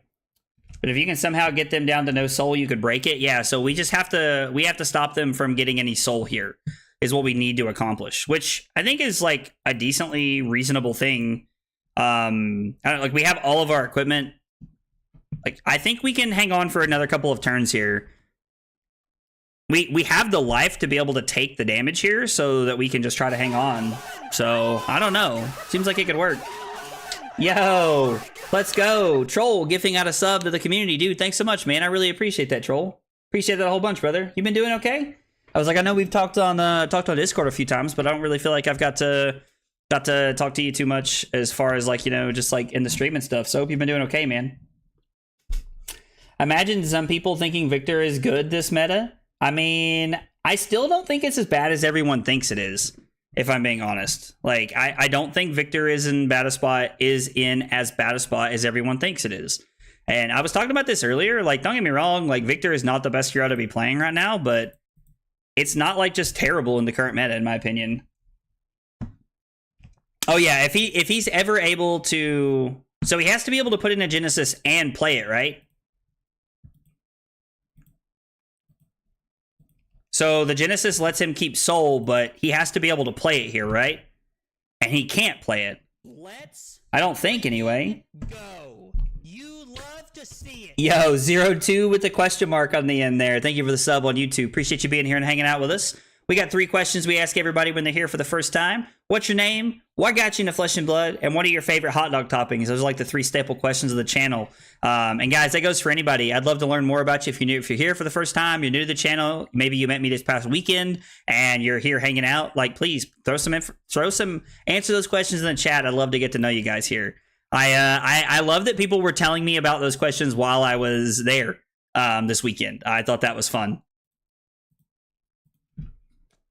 We cannot play the Goldman Estate. Now, he got to play Genesis, but he broke his loop here, right? Like, we have a chance to kill the Angel. And killing the Angel is what we needed to do, right? So I don't know. Yeah, so, like, killing the Angel gave us the ability to then hammer the Genesis, which, like, was gonna, like, put us to where we got to break it. So, again, like, Genesis was insane, and it was going to, like, put them in the loop, but even with a 5-card hand from Library, they still couldn't do it. I think they needed to have, like, the Erudition Angel on the board to, like, really be able to, like, loop us permanently kind of thing, you know what I mean? Yeah, he goofed. Hello, I'm from Indonesia. Dude, Zero, dude, thanks for being here and hanging out, man. I appreciate you coming by and stopping by and hanging out with us tonight. Hard disagree there. US Nats was like 50% new in Enigma. I mean, yeah, those are tough matchups, but they're not as bad as everyone thinks they are. Wholeheartedly agree. They are an uphill battle, and they are not favored matchups, but they are not 80-20 like everybody thinks they are. Like, those matchups are much closer than everybody thinks, man. Wholeheartedly. Play what you like. Victor has a good floor, solid numbers, can't push super high. It's the Bravo thing, trying to outmuscle and then go again, and Otho stuff. Yeah, I mean, I agree. Like, playing what you like is a big part of the game, wholeheartedly. Technically speaking, the loop is not infinite since he needs to put cards in his soul to recycle with the effect of Avalon. So he has less than 30 cards to win. I mean, yeah, we probably could have fatigued him, right? Awkward. Billy said awkward. Again, another hard disagree. I mean, so this is like one of those times when people's testing leads them to different opinions and different paths. And, you know, I get it. Like, I hear you. I understand. Like, I don't have what I would call, you know, an enormous number of games on both heroes, but I played a lot into those heroes this weekend against people that I know are pretty good players and, you know, had some decent results this weekend. So that's kind of where most of my like theory crafting is coming from at this point. But, you know, if you take a competent player playing Victor and a competent player playing New or Enigma, and you guys play 100 games, then you have more data and you have more feeling of the matchup to go off of. So if that's what you're basing it off of, then, you know, I hear you and I understand. And I mean, it's cards, you know, we can always just disagree. It's cards at the end of the day. Like, it's not like a major life issue. It's a card game matchup variance there. I've seen some crazy aggro Victors. Yeah, it's not favorable, but it's winnable. That's been my experience by far. Solve the problem, play Levia. So there are 2 decks I want to learn between now and ProQuest season. I want to learn Levia, and I want to learn Kano. Now, I am not going to bore you all by streaming Kano all the time because I think it's like, it's an interesting problem-solving game and puzzle, but it's like it creates a lot of non-fun games sometimes. So I will stream Kano sometimes when I'm trying to learn it, but I'm not going to like stream it every week or anything like that. Levia is probably something we're going to see more in the like rotation throughout this set here as we're looking towards ProQuest season and everything like that. Aggro can't handle Levia. That's the truth, brother. I know some very good players at the calling locked Victor at the calling and dropped. What do you mean locked Victor? Like they locked into play Victor at the calling and they ended up dropping? I mean, so again, Ludiful, like I think that like that is like a piece of evidence that we can add into this discussion. And I'm going to change to full cam while we're talking here, but it's something that you can add in as like a piece of evidence over here. But I don't think that you can take this and say that the whole picture is this. I don't know. I think that's an incorrect way to look at the game in general. Just because a couple of very good Victor players had not good weekends doesn't mean that the deck's terrible in the meta game. Like there's any kind of nuance that goes into the game. Like there was a KO that came in second place at Nationals, and I 1-3 dropped playing KO. Now, am I the best KO player in the world? No, absolutely not. But I discarded 3 Blood Rush Bellows to Wild Rides, and it's like you just like that kind of stuff happens sometimes. Sometimes you play Victor and you don't win a single clash all day. I played a game against Fi during a side event where I literally did not win a clash. I won 1 trounce at the end of the game, and thank God I did because I was going to lose if I didn't. But like we tied on 2 trounces after going like miss into miss off the top of the deck. So stuff like that happens, and I think it makes for I don't know. It feels like what you're saying is definitely a very relevant piece of the like picture here, but it feels like this piece of like the picture, if that makes any sense. I don't know if I'm explaining that very well, but I definitely would have talked you out of playing Victor at Nats if we were still teaming together. I decided not to play Victor because I thought I don't think it's in the best spot in the metagame right now.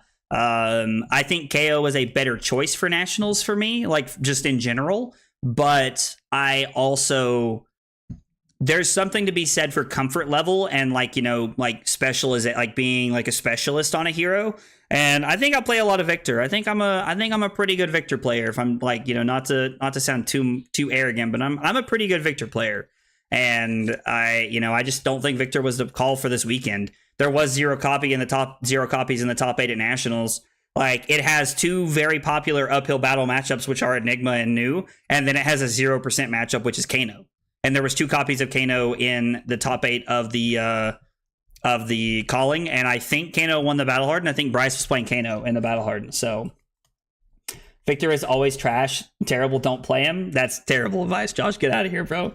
Kano is interesting if you have somebody in your ear to help you. So that's actually kind of one of the plans. Is like I have a few buddies, like a few people that like are very solid Kano players. That play a lot of Kano, and I plan on having them on to like kind of explain some of the lines and the interactions and like the different like lines that we can take. And we'll probably have a couple of streams where I have people that I know are very good Kano players come on and explain things to me, and us talk about the lines, and then me take that and practice those offline, so that maybe like in a month or 2, like we can have a stream where I play it by myself and like don't seem like I seem competent.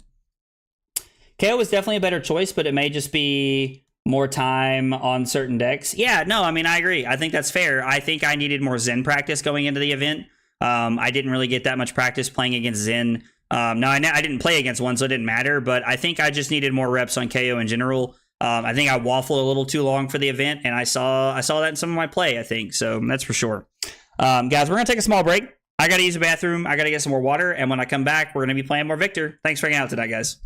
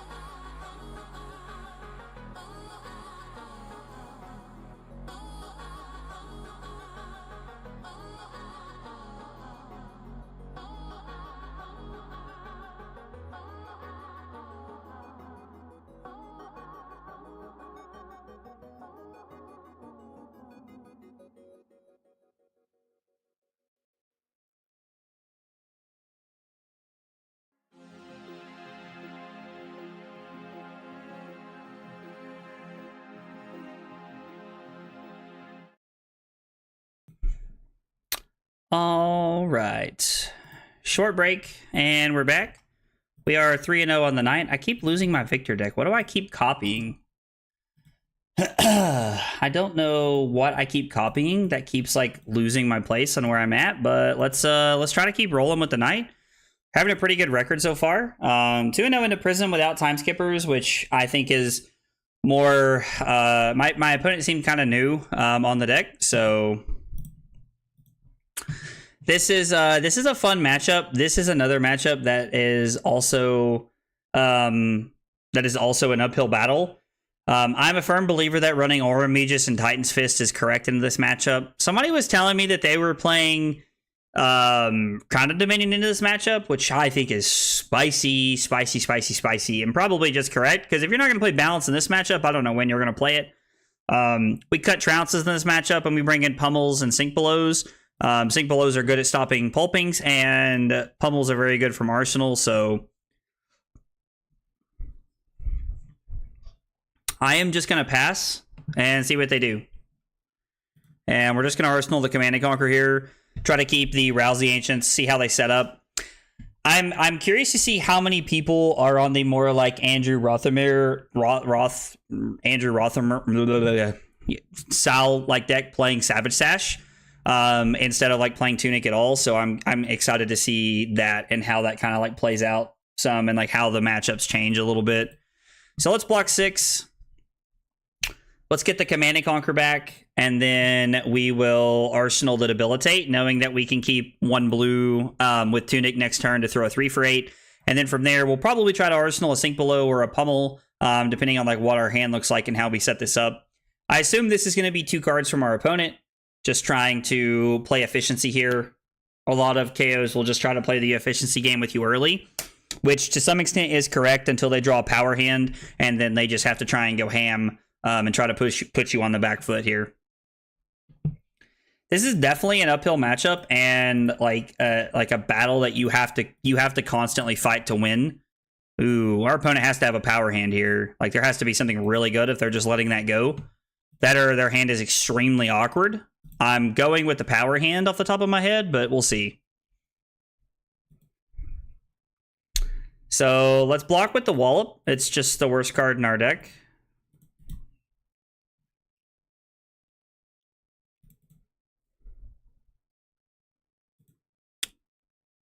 So, I mean, CNC would be bad if we gave up the card here. So we're just going to take 3 and then wait and see what we can do after this.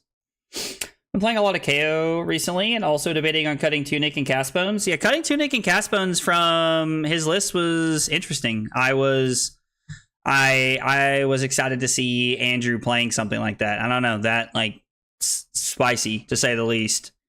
So we block with Debilitate, and then, I'm sorry, we block with Disable, and then we can throw the Debilitate from Arsenal. We'll take 3, go to 31, and then we'll use Tunic to throw the Debilitate, Arsenal the Chokeslam. There is an argument here that Chokeslam is just better, but I think we're better off to hold the Chokeslam until they try to set up a 5-card hand.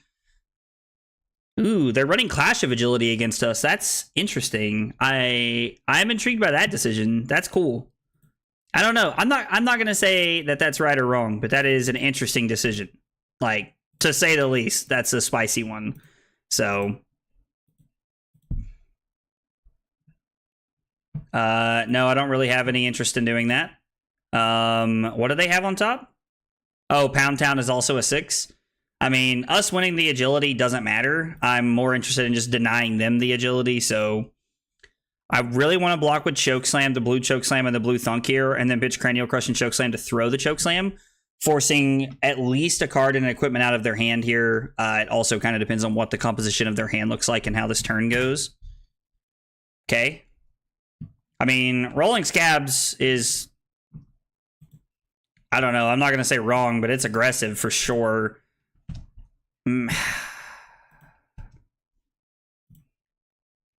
If they open Savage Sash into us, it makes me think they're not on Tunic at all. And that they're just playing Rothermill's list here, which means they're not on Castbones, which means this is going to be an attack. I'm going to take 2 and see what they follow this up with here. This is interesting. Hey, duh, what's up, man? I think you made a mistake. It looks like it looks like Prime to Fight is in your list. I actually like Prime to Fight. This is the CNC is actually what I was afraid of here. So we're just gonna block 6 and then throw the hammer. CNC was the one thing I was afraid of. Yeah, troll Andrew Rothermill's list. I hope I'm saying his name right. That came in second place at Nationals had 0 cast bones in it, which was really interesting.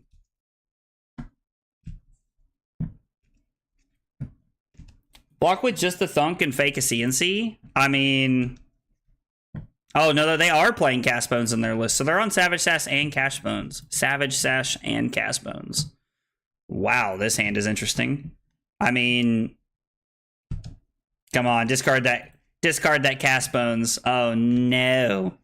All right, so this is 8. We have to make an interesting decision here. We have the pummel either way, right? And this is a very good time that they might just give us Flesh Bag. So I think I'm gonna go to 21. Sorry, fake a pummel. I mean, yeah, there was like, so we could have just faked the pummel there for sure. Like that could have been like a world that we could have lived in to try and like put ourselves in a good spot. I don't know. I'm like, maybe that's one of my problems. Maybe I'm supposed to like fake pummel more often than I do. I don't really try to fake it too often because I think there's a lot of downside. This is a hand that's very tempting for them to give me Flesh Bag, and I'm very glad that they did. If KO is cutting Cast Bones, then I'm much happier for Nats. I mean, that's fair. Like, I get that. I know that they are cutting... I know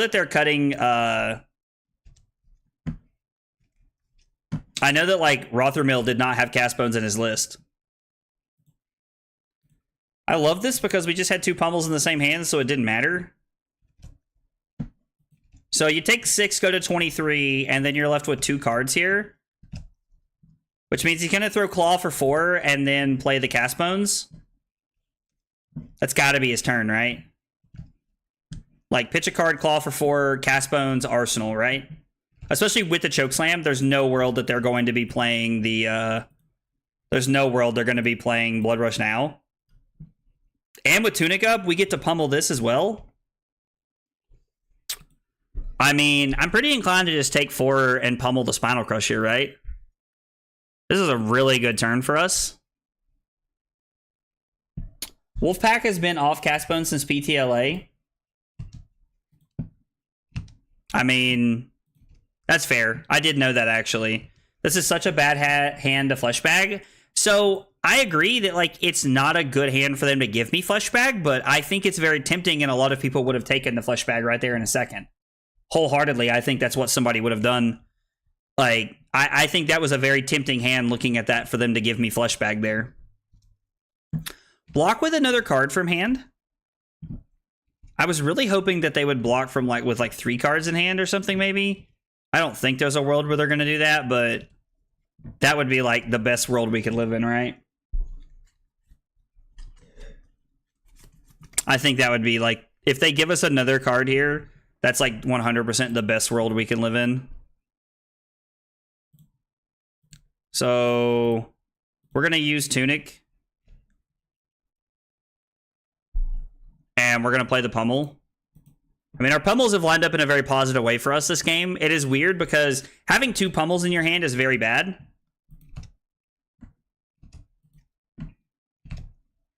I mean, you deal damage to us, but you have no turn. That is, like, I think that's such a net positive for us, honestly, as a whole.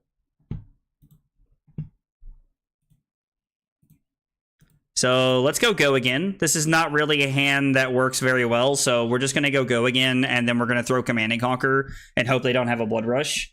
Also, this game is going as well for us as it is to this point. Now, I say as well because we have all of our equipment and they have virtually none. Now, Sash could make for a very good hand, and they could also, like, just, like, they could roll very well late in the game. But we have all of our equipment, and they have, like, not a lot left to block with, and we have a pummel set up in our arsenal. I would have loved for them to have had an arsenal that turn, because if we would have just came off a Spinal Crush pummel and then followed that into, like, a CNC pummel there, like, they would have cried. Yeah, 5 and a 7 would have actually just been better here. I guess I was just thinking of the value of throwing the Command and Conquer, and that was wrong. 5 and a 7 would have just been better here. They'd be at 9. So if we come to a point in the game where they're able to go to 1 without having to block with an extra card, then I will know that I could have won this game, which is a very good note to make. I appreciate that, Robert. Thank you. They did keep 4 cards here. I'm not going to block. I'm going to wait and give on whatever they do next here. I was like, I know they're discarding something, but they only have one other thing coming after this more than likely. Because if they pitch a card to play Wild Ride, then they have nothing to do. And the only way they could play multiple things here... Okay, nice. So that's good for us. So we block here and then hope that we win. And then we can play CNC into Pummel. I mean, we're hoping we win, obviously. But if we don't, then we don't, you know? Just want to make an extra might. We have Goldman Estate, and they have Smash Instinct. I am not going to break the shield over that. I'd rather just have the... the block there. I'm curious if we should just throw the Pummel regardless. I would feel a lot better if we had Tunic to throw Pummel, and then we get Arsenal Sync, but I think we're still just supposed to throw it for damage and value here. Hey, Annabelle, how are you?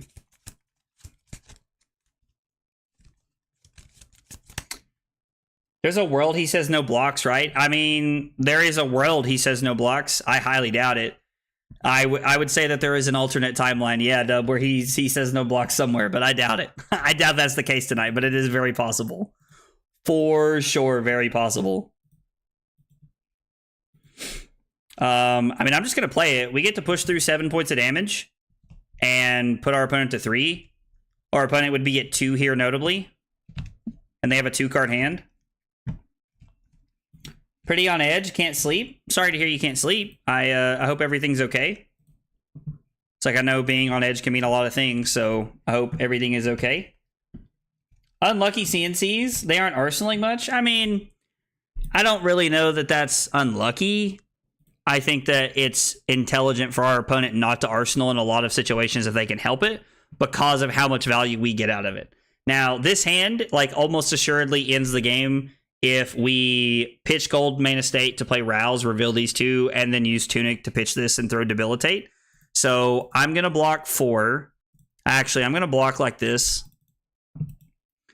And then they would have to, like, crack Sash to throw something else at us. They can't even roughshot us there, so this hand's looking better and better. There's probably one more...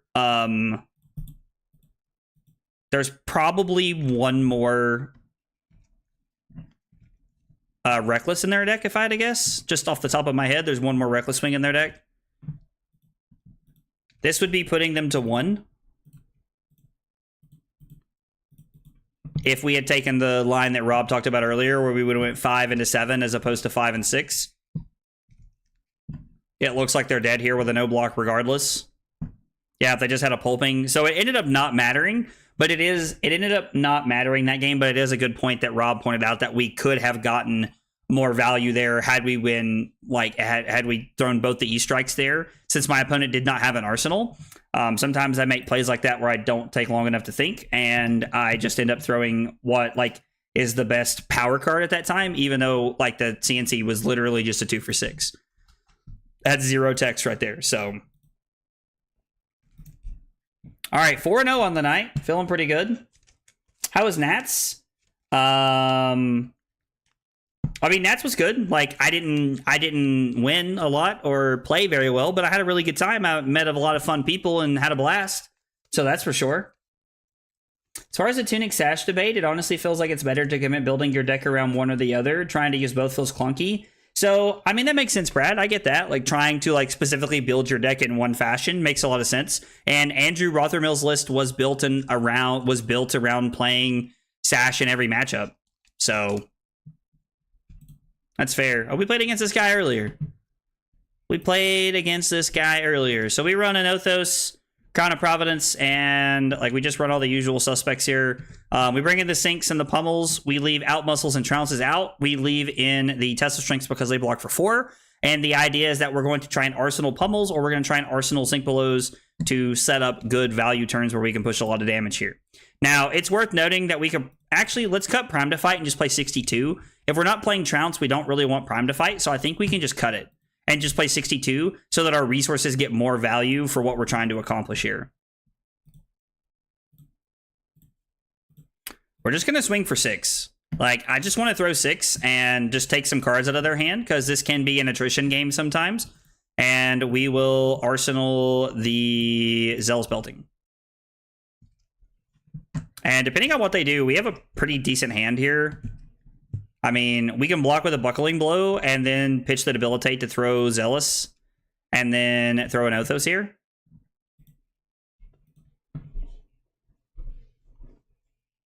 I think I have to take 5 to be able to throw my Go Again hand and set up the Pummel and Arsenal. Because if we do draw a power card to play with our Pummel next turn, then we're in a pretty decent spot considering that Tunic is up.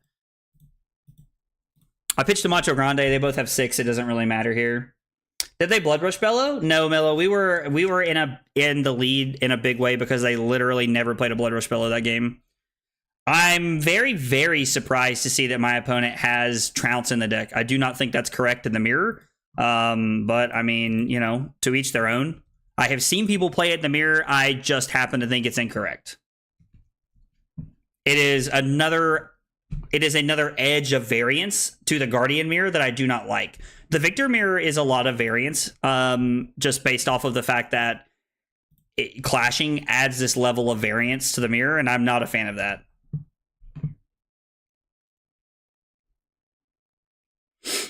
So we can threaten CNC Pummel here and Arsenal to Rouse.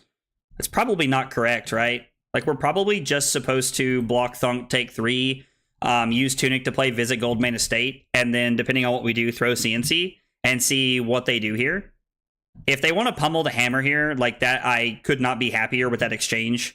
That is such a W of an exchange, in my opinion. Actually, let's just play this using this. And then it's Chokeslam versus CNC Pummel. I think I would rather just throw CNC Pummel and force them to use their Crown of Providence early, or just give me the value I want here. Yeah, cut Primed in half and throw them in the dumpster. Oh, that's hilarious.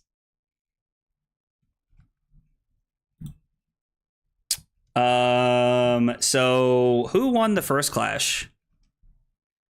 We won the first clash, and then they have a CNC, and we have... Or no, I'm sorry. They have a Chokeslam, we have a Pummel. No, I'm not going to destroy my gold. I don't think that's the correct line of play. And then I am just going to play the Pummel here. Let's just take a card out of their hand and push some damage, making their hand a little bit worse.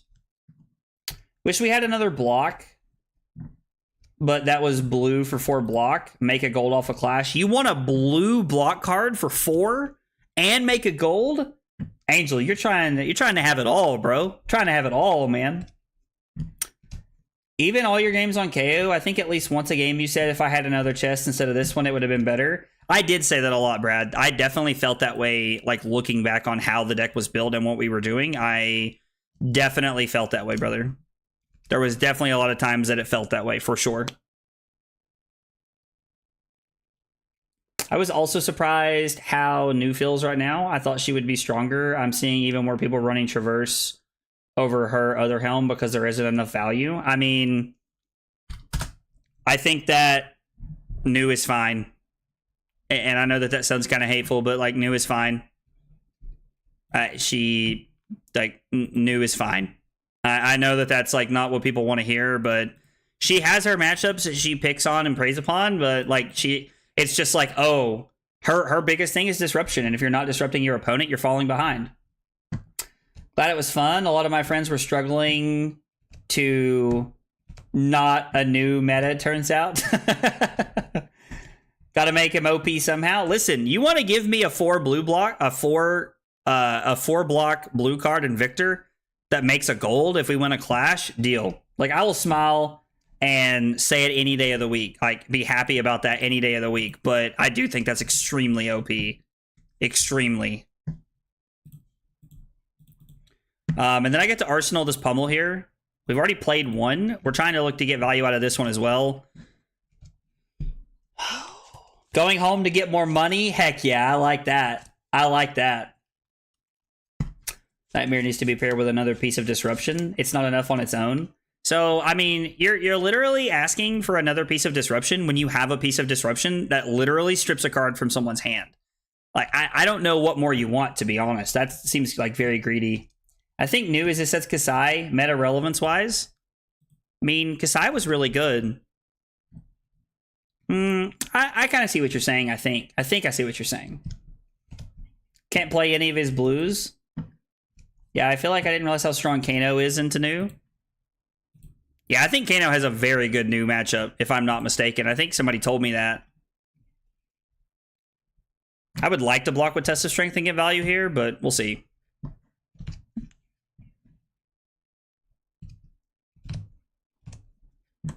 Oh, this is good. Name go again. Yeah, you love to see it. All right, let's win this clash. I mean, we should go for it, right? Like, it's just worth it to go for it. We have 2 gold. Let's target ourselves. And we do win the clash. Now, my opponent can choose to reclash if they want, but I think that would be wildly wrong. And when I say wildly, I do mean wildly wrong. Hey, dude, Skylar, what's up, man? Sorry we didn't really get to chat or anything before the weekend ended, man. I was like, I know that we were talking and kind of hanging out for a while, but I didn't really get to see you on Sunday at all, man. I think we talked a little bit on Sunday, but maybe not a lot. I can't remember, but it, dude, I had a blast this past weekend. I hope you and all your buddies had fun this weekend too. I know you guys were playing in some fun side events this weekend. That sounded like a lot of fun. So this is 7 go again into Hammer. Part of me wants to keep the Spinal Crush and hope that this is enough disruption to take most of my opponent's cards here so that I can turn around and throw Spinal Crush Pummel, but I don't think that's correct.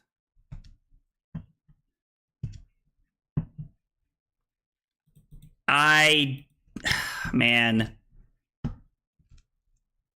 I don't think I'm supposed to break this here. Like, we have our 2 pieces of gold, just feels wrong. Feels like I'm just being greedy. Like, if they had flipped over, like, I don't know what they could have flipped over. They flipped over an 8. Like, maybe I'm just supposed to go for it there. I don't know. So, Ludeful and I were having this conversation earlier, Sean, and I definitely don't think it's an auto loss. I don't think that Victor auto loses into new at all. But I do think it is an uphill battle for Victor. I do think that is a very true statement. That you have to be fighting the entire match and you are looking for every point you can get. I went 1-1 into new this weekend with the games I played. I beat a new. We played a very good long game and I ended up winning at the end. And then I lost to a new where I made the mistake of not blocking enough and giving them too much value off of getting trounces out of my deck. And that was a huge mistake on my part. So I don't know. Like, It's a very good matchup in my opinion. There's a lot of good value there. So I have a sink below, which means if I destroy a gold, I was like, I'm pretty heavy to win here, but my opponent can crack a gold if they want, and they're also pretty like heavy to win considering I flipped a 5 here. With Mask comment, by the way, I'm saying Mask on a dagger doesn't disrupt enough and you lose value trades if you're just disrupting with Mask. Oh, okay, I see what you're saying, Annabelle. That makes more sense. That I agree with you there. That makes a lot of sense. We're going to throw Command and Conquer representing the Pummel here. And we have the Tunic to use for Pummel, and then we can Arsenal Zell Spelting, which I think is a very good play for us. Went 4-0 in the Blitz event and ended up with the Edge of Autumn playmat with my tickets. Yo, let's go, dude. That's exciting, man. That's awesome. That's really cool, Skylar. I'm glad you guys had a good weekend. 8 is a hard beat as well. Do it for the content? Dude, Josh is just trying to get me to reclash for the content, bro. Get out of here, Josh. Not happening, fam. Josh is living in the clouds. I respect it, though. Yeah, I think it's that way in some matches. What do you mean, Troll? Not sure what you mean. Aggro Victor is scary? I agree. Aggro Victor is very good. Aggro Victor is very good. So I don't understand. I'm a little confused here because if they would have given me like, if they would have given me another card, they would have been playing around the pummel. But instead, they're going to take 2, lose a card from hand, and lose their arsenal here. Oh, they're running Staunch Response. That's a spicy meatball. Oh, this hand sucks. Thank God they just passed. This hand's terrible. Terrible. So we can go 8, pitching our hand, or we can go 5 into 6 with no relevant like crush effect here. So I think we're better off to just go. It's a pretty tough pitch stack here, but it's going to be a tough pitch stack either way. And the only difference is that we're like giving them an opportunity to like quote unquote get our Zealous Belting or force our crown, I guess here. So I'm happier just to go 5 go again into hammer, I think. Yeah, I agree. That was a very odd block.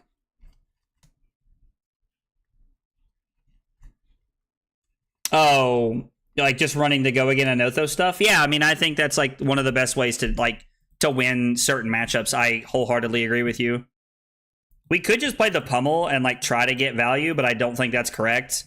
We could try to set up. We can go pummel, Spinal Crush, then Golden Sun because we've pitched blues previous to this. So drawing the pummel and Spinal Crush with blues on top may work out in a certain hand.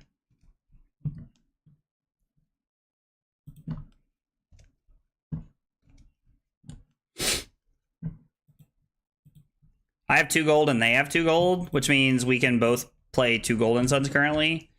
They haven't. We've seen 1 pummel from them, and that makes me think they have another one here.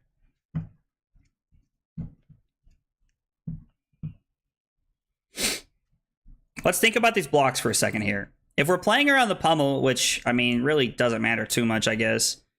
So if I block 7...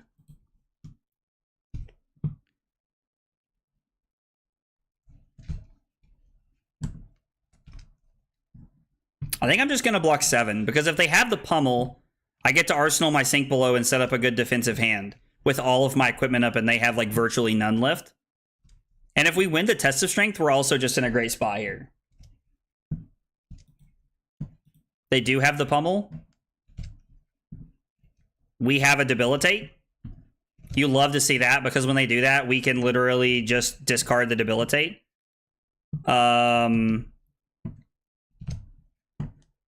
So they reclashed and put Hours on the bottom. Revealing the E-Strike is kind of tough here. I think we're just going to say no.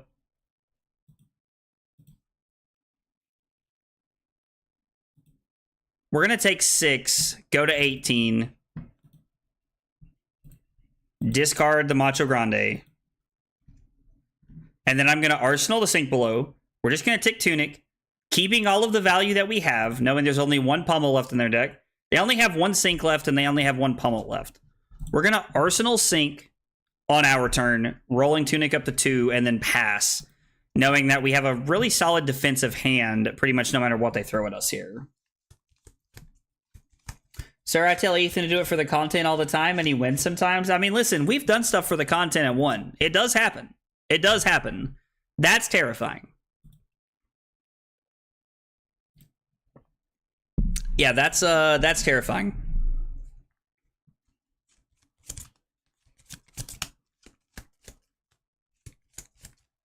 This is for 4?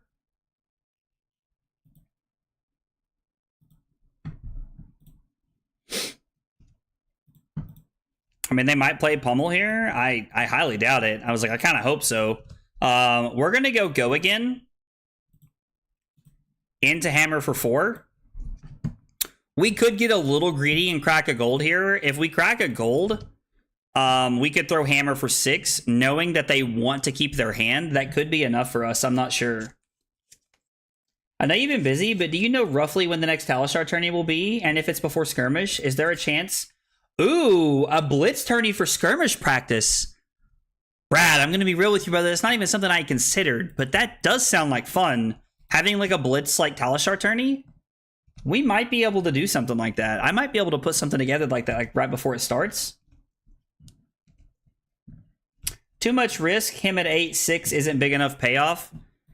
The 2 points of life. I mean, did he block with a card? He did. He was waiting to block to see what we did because we could have had like a CNC from Arsenal. I mean, that's fair.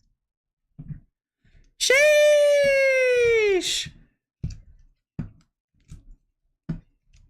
My man's going crazy.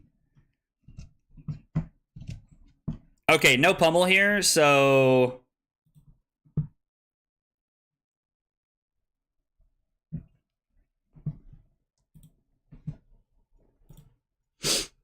Take 5, go to 12. Throw the Golden Sun and Arsenal this.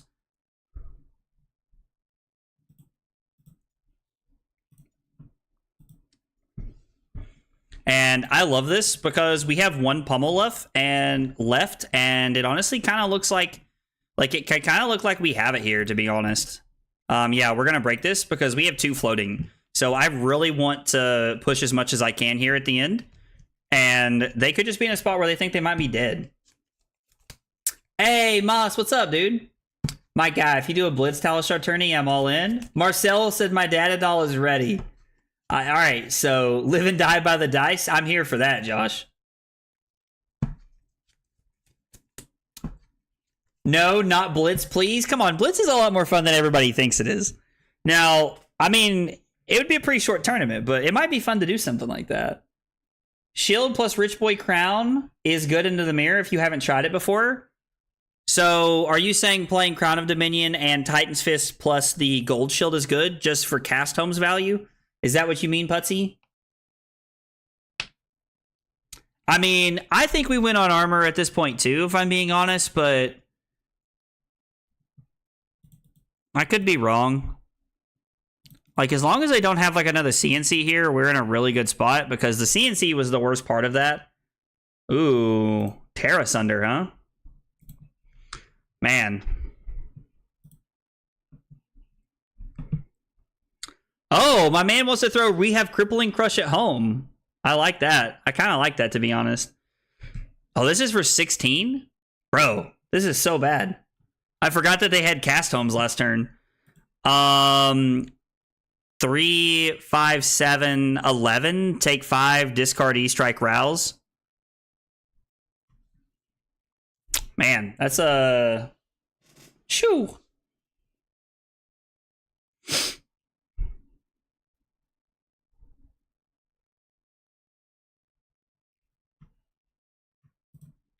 Block 6. Take 10. Throw E-Strike for 7.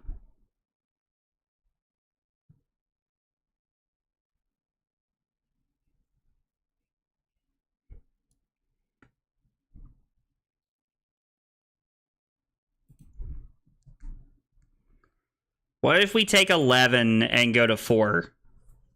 Sorry, I'm thinking here for a second, guys. If I block like this, we can keep the sink, and then I can go Rouse, crack a gold. It's our last gold, but it does guarantee that I can push Hammer for 6, which forces a card. Even if I draw red, I can use Tunic, and then we have the sink below next turn that we want. Or I could just give Sink Below here for 9, take 7, go to 5, and then do the same play. I think we have to force at least a card out of our opponent's hand here to, like, really have a world where we can, like, try to stay alive.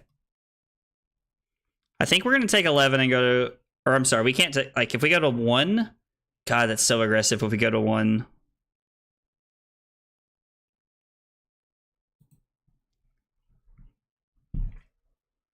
Man, going to 1 just feels so greedy.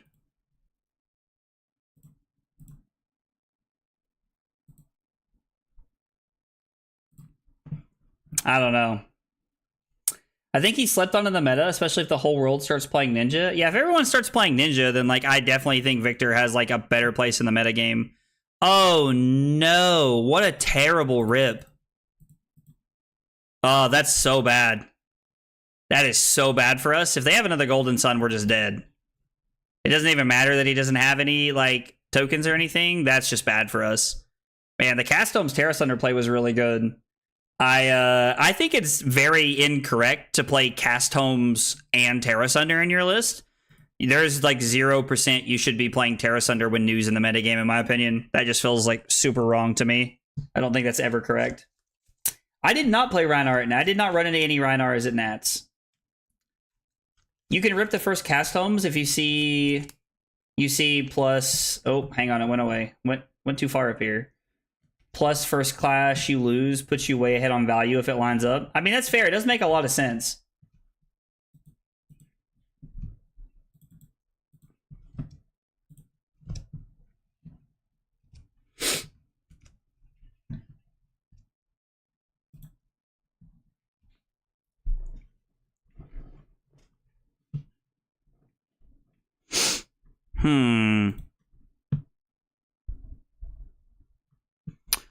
What?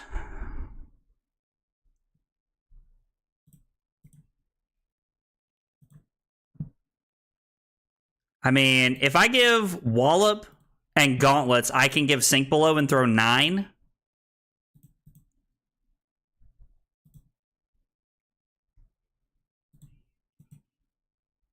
We're not going to sink anything. I like the idea of being able to throw 9 here. We're forcing at least 2 cards out of our opponent's hand. Now, and our Tunic's going to be up before theirs, which gives us a better chance at trying to find like a 3-for-8 card here. Now, we don't have a gold to facilitate the Golden Sun. I went for a greedy play to force them to like make different blocks, and it didn't line up. So with the Zealous Belting off the top, which is maybe something I should have been more concerned about. I heard one got pretty far. That's cool. I always love seeing Rhinar do well, honestly. Rhinar is like such a fun deck. Is Civic Steps a call here since we are taking cards? Probably should have been last turn. Probably, yeah.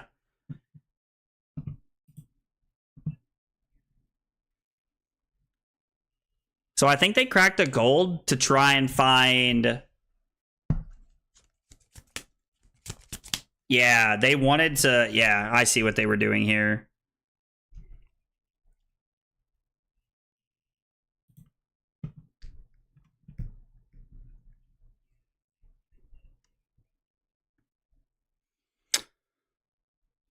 We could make the interesting play of giving up Civic Steps, Golden Sun, and Tunic here to throw 8 at them and not leave them with 2 cards, which with Tunic would put us in a bad spot if they had a 3-for-8. Would probably cost us the game. But there's also a lot of value in just blocking Cranial Crush and Thunk and then throwing 6.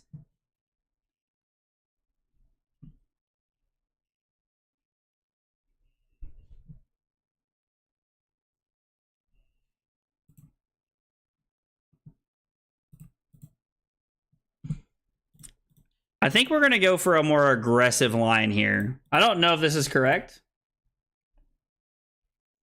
but I think we're going to go for the more aggressive line of trying to put them on the back foot here.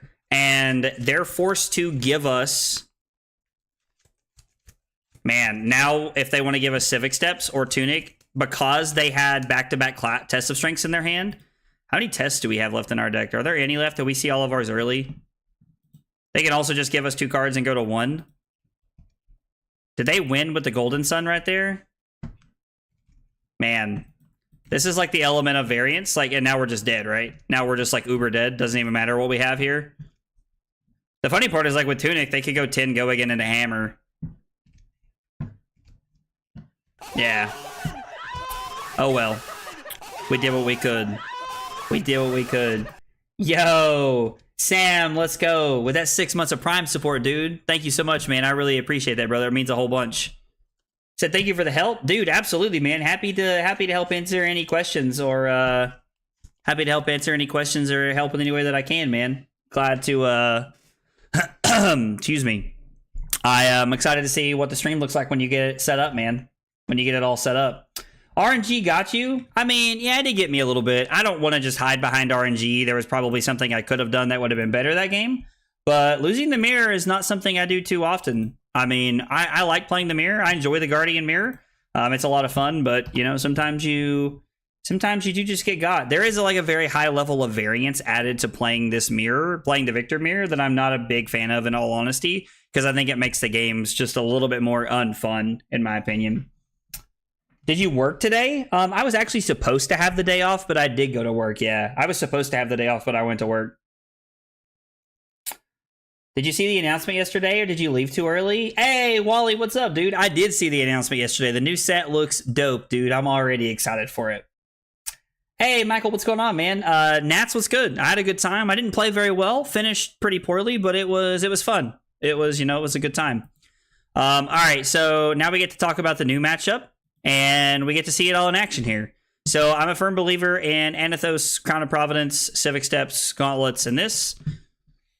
We're on the 64 card special.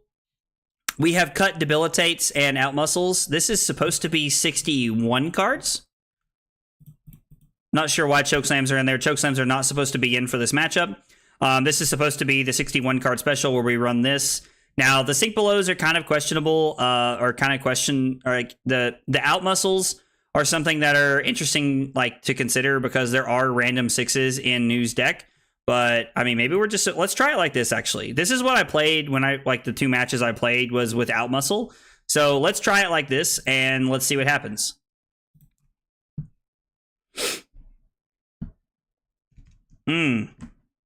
Intertesting. We're gonna pass. We're gonna hope that they have the classic Runeblade hand over there, which does happen sometimes with New. I flew home this morning at 6 a.m. and went to work this afternoon. I mean, dude, that wasn't nearly what I did. I did come home last night and get to sleep in my own bed. But I was like, brother, like, the fact that you flew out that early and then went to work is crazy, man. That's wild. I mean, am I sure that I don't want Chokeslams? No, absolutely not. There is like zero, like, I do or definitely do not want this in this matchup for me here. We're gonna hope we win this one early. Like, we need a test of strength to win early. And we hit a Golden Sun. Nice. You love to see it on a lot of accounts here, because this gives us the ability to throw Zealous Belting into Hammer here. Arsenaling the Sink Below is what we're going to do. Chokeslam is kind of good in this matchup. So, I mean, it has the ability to, like, actually, like, just let you... Well, that sucks. I mean, that's unfortunate. Not much I can do about that. We only had the 1 blue in hand, so it's pretty tough. But we do get to... Okay, so he just added a pummel from the top of our deck to the chain. That's pretty good.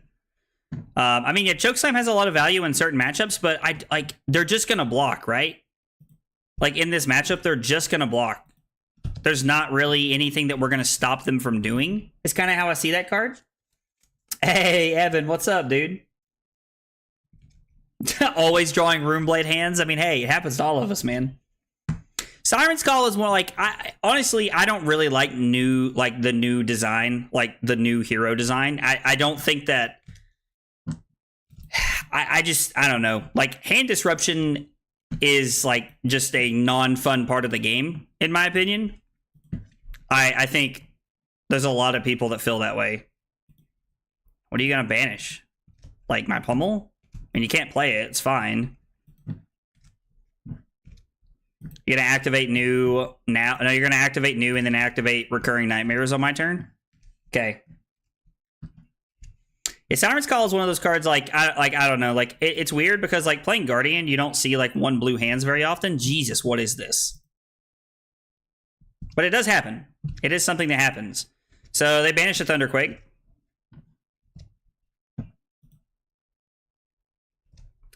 We have to block this, and we're going to with the Trounce. We win with a Disable, which you like to see.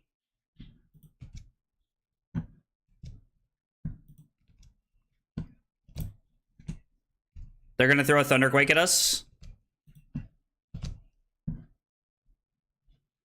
I mean, I guess they could activate stilettos here if they wanted to. I don't think they will, but they could. I don't know. It's interesting. I'm gonna say no blocks, and we're gonna give the sink below, put the test of strength on the bottom. Actually, we have double vigor. Am I just supposed to keep the out muscle? I just supposed to play the out muscle and then use tunic to throw hammer? No, because I won't get value out of it. We have to go sink below, putting test on the bottom, right? Like, that's what we have to do here. It's not exactly what we want to see. Our Virulent Plague is an interesting card. Become the things you hate. That's how I started playing Guardian. You just started playing... Oh, you started playing Guardian, like, just to play the things that you hate? I mean, that's fair. There's some, like, validity to that. This is where tectonic plating would be nice, but I think we're just going to throw out muscle. And then... I mean, this is for 7 because of the might token from Trounce, so it's going to be extremely difficult for our opponent to block this. And then, I mean, we could throw Zealous Belting here. Honestly, I think that's a little aggressive and probably just not correct. We're just supposed to throw the Command and Conquer here, right? Actually, yeah, that's just better. Just throw the Command and Conquer and force their hand a little bit. Out muscle into CNC is very good. A Guardian player with Pummel in their deck complaining about hand disruption. Have you ever played Crippling Crush? Crippling Crush is 1 card. The entire Assassin class is built around it. Bro, get out of here, Cole. No, like that's... Dude, like that's not a legitimate comparison at all. It is 1 card versus something that the entire hero class is built around doing every turn of the game. Bro. What? I do think I'm just going to block 4 and kind of take the chance here that they don't go for it. Now, they might just go for it. I don't know. I don't know who these people... I don't know who this person is. Like, they could just immediately be like, yeah, we're going to Alluring Wave this, which it appears that they're going to do something. They're just going to play Venomous Bite for, like, no value.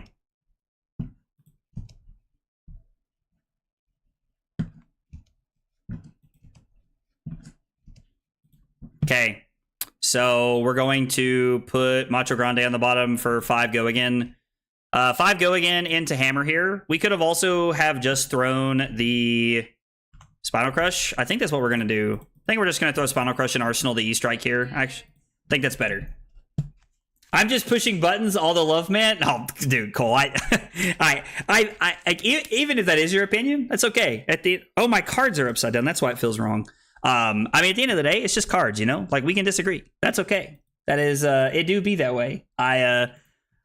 We can disagree on that. I'm probably, I don't know, like maybe more people feel that way about the game than I realize, but it feels like I'm one of the few people that truly like is just like, yeah, you know what? We can disagree about the game and still be friends. I think that's okay. Maybe they just have nothing to do after this. Classic. Codex to get back Leave No Witnesses. I mean, we have guaranteed 5 go again, putting this on the bottom into CNC Pummel, which is insane value. Or I could Crown of Providence to find a blue. Pretty likely, I would imagine. We do lose a card off the top of the deck, but we also get the value of using Crown here. Do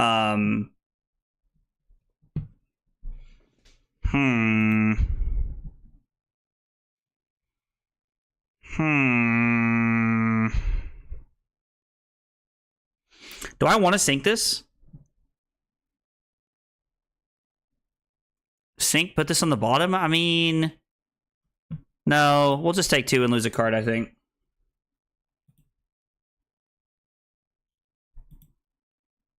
I don't think it's correct to sink there. I could be wrong. So we have no way to like really get go again here, but we do have CNC Pummel, and I'm probably just gonna pitch the sink below for the Pummel. I mean, especially considering how like we'll see how they block or go about this turn.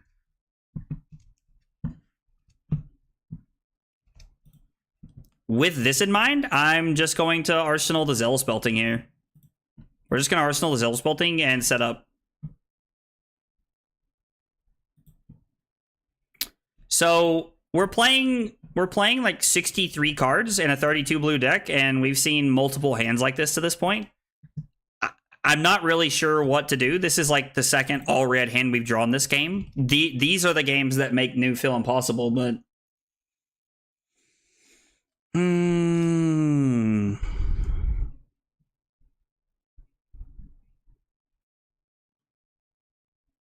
I mean, I'm living in a world where maybe we're just supposed to crack a gold. If I pitch Outmuscle and Sink to draw and hit a blue, we get to go Zealous Belting into Tunic and Pummel for Hammer. And I mean, at this point, statistically, we are like destined. Like, I mean, statistically, we should draw blue here. And we pitch the Outmuscle, so this has guaranteed go again. And then we get to. We could also, if we wanted to, just like play the Pummel here, right? Which would be kind of funny. Maybe we're just supposed to play Pummel. It's more like disruption, quote unquote. Must have been asked this question already, but how did Nats go? Did you have fun? Oh, Kevin, yeah, dude, I was asked that, but that's okay, man. Like, I'm happy to answer that question all night, buddy. Nats, I did not play very well. I went 1-3, which was, you know, it's the worst I've ever done, like at the nationals level, like period. But it was good. I had a good time and I had a lot of fun, met a lot of cool people, and I got to see a lot of people that I've met before. So I had a great time. 1-3 is not a, like, as a competitive person, 1-3 is not a record I'm happy with in any setting whatsoever. Excuse me. But had a lot of fun, had a good weekend. Excited for the next one here. I think pummeling the Zealous is the best thing we can do. This happened to me when I played my first game of Victor Sunday in the Oasis event. I mean, this kind of stuff does happen. This kind of stuff does happen from time to time where you just draw these like hands that are all red, and then we'll probably draw like quad blues next hand and like not really have anything of value we can do, which is very awkward because like you need some decent hands to line up here. We'll definitely need like a trounce to get us back into the game at this point in time. We have played a Sink Below, put a Sink Below on the bottom right there, and then we're getting ready to Arsenal one. And we've also put a I really wish we had a blue here. And then we've also put a having a stroke. I can't remember what we put a test of strength on the bottom. Let's block 3 and see what they follow up with here. We have like all attack actions that I want to block with here, except for the Sink, I guess. Okay. I mean, I assume it's leave no witnesses at this point. I don't really know what else they would be getting here.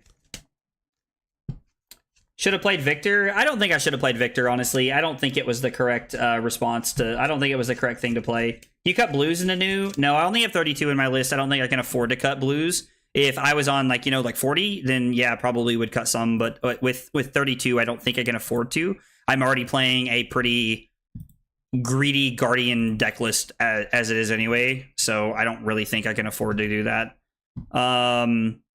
I think I'm going to keep the Prime to Fight because if I draw blue, I can throw Prime to Fight for 9 off the Gold Main Estate, setting ourselves up pretty well. And if we can't throw the Prime to Fight, but we can throw the Hammer for 5 and then Arsenal Prime to Fight, which is pretty good considering we have the Mites, which means we're getting multiple points of value out of this next turn. So we're going to hope to hit like a Trounce or something solid here. A lot of people are talking about Zen. Doesn't that put Guardian in a way better position? I played New all weekend, but I'm looking to swap to Victor in the coming weeks. So, I mean, don't get me wrong. Like, playing Guardian into Ninja has always been like a quote-unquote good thing for like the most part. But I don't know that I would... classify that as like a good... good matchup, if that makes any sense. Like I think that's a tough matchup. We're gonna take one here. I think that's like a very 50-50 matchup, and to be honest, that might even be slightly Zen favored. I think that as Victor, we do so well into Katsu because I think we do so well into Katsu because they need multiple on hits, and Like they need to hit every turn to like really put together turns for the most part. And Zen doesn't need that capability, so I think that makes Zen a tougher matchup. Just gonna block like this and we'll see what happens. Yeah, the Zen matchup is not as free as it looks, like Dub said. I do agree with that. I do agree with that, very much so. Definitely not enough Zen to warrant playing the deck that beats the deck, especially when it gets punked by a good bit of decks. Wow, that feels like that's a mouthful of words to read. Red Crush the Week is great into New and Zen. Maybe Red Crush the Week makes a very solid comeback in the old Victor deck. I mean, there's a very real possibility that that's something we're looking at doing. Is playing Red Crush the Week. I could see that, honestly. Yeah, Red Crush the Week could be a card that we see on the horizon. A red card, draw card. So if we block with disable, we get to stop this effect. And they're probably just going to Arsenal after this. And then we get to throw Prime to Fight for 10-14.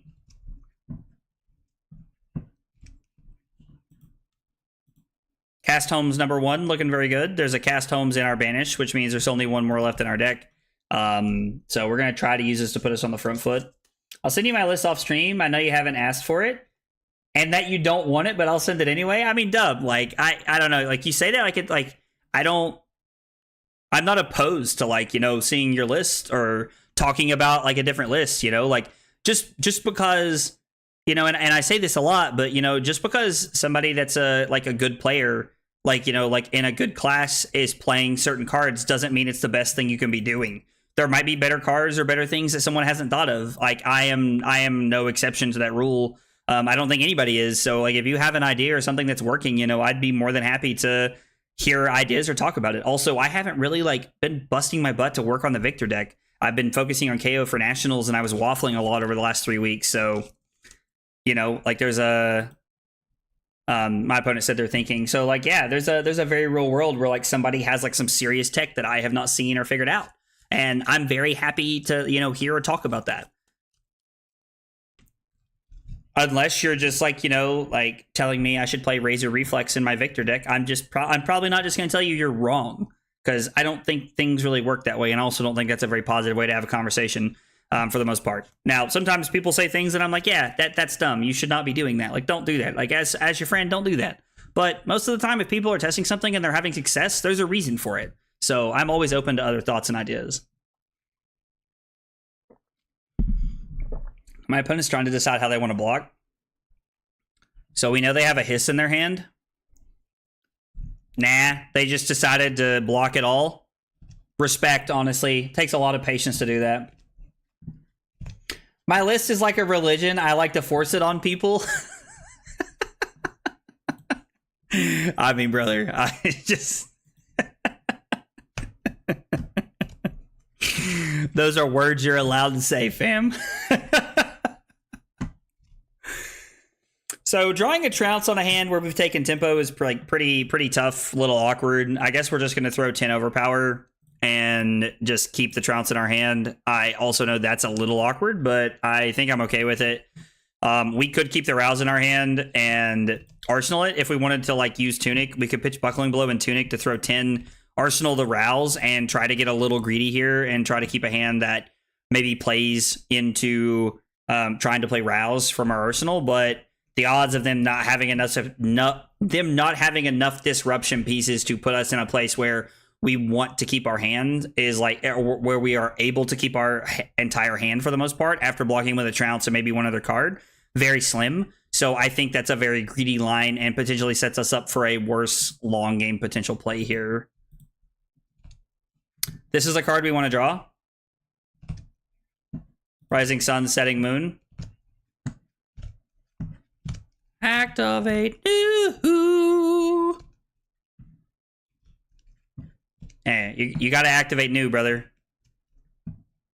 You gotta activate new, brother. If you want to pick any modes here. So they activate new. They do banish another card.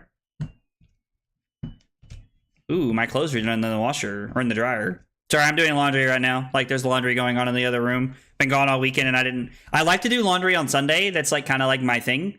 I feel like I'm kind of like Sheldon from the Big Bang Theory sometimes, where I like to do laundry on certain days, but yeah.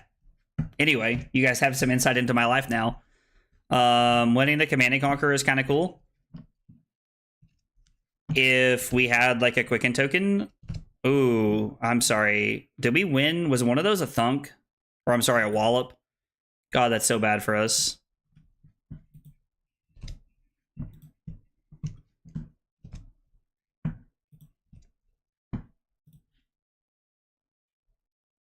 But playing the Command and Conquer is not really where we want to be either. So this is kind of awkward. Red Crush the Weak and Righteous Cleansing might be good. Righteous Cleansing would be a sweet card right now in the metagame with it being yellow. I mean, I'm probably going to like test some things, honestly, like just to see like how things feel in the coming weeks. Man, this hand's weird.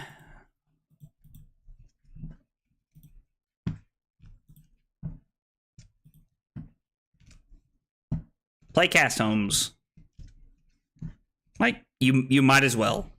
I don't think there's a reason to not play Cast Homes here. Like, I guess maybe they play it and, like, wait, see if they win some clashes. Not likely. Possible, not likely. Gold saves it? Yeah, I mean, the gold does save it. We can crack to draw a card. We could have blocked with a Command and Conquer. There's also the line of us just blocking here. So we have two lines that we have two available lines to us here. Like we'll talk about it since we have this moment. We have 4 gold. We can use one of them to try and save this turn by blocking with. We can block with Thunderquake here. We can block with Thunderquake, take 3, go to 17. They're going to inevitably use Stilettos to probably throw another debilitate at us. When they do that, we are... God, I don't know what we're doing. Yeah, if we block Thunderquake here, we can throw CNC for 7, and then Arsenal, Zealous, and pass.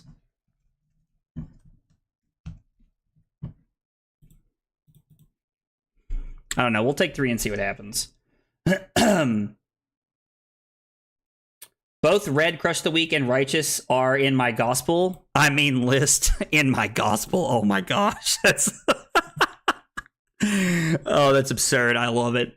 I mean, we're throwing a 0 card 7 at them after blocking efficiently, so we're also setting ourselves up pretty well to draw a pummel right here. With the Zealous Belting to go again with the pummel.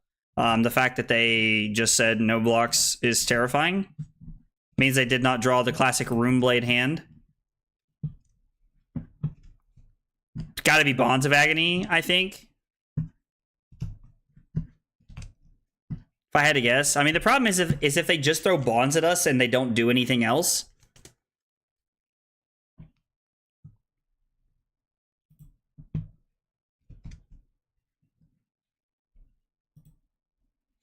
That's interesting. I'm going to block 7 to play around the Arousing Wave. If they have a pummel... Okay, it's go again. All right, that's fine. Use a Slither to give go again here. I mean, I say it's fine. Like, it's fine.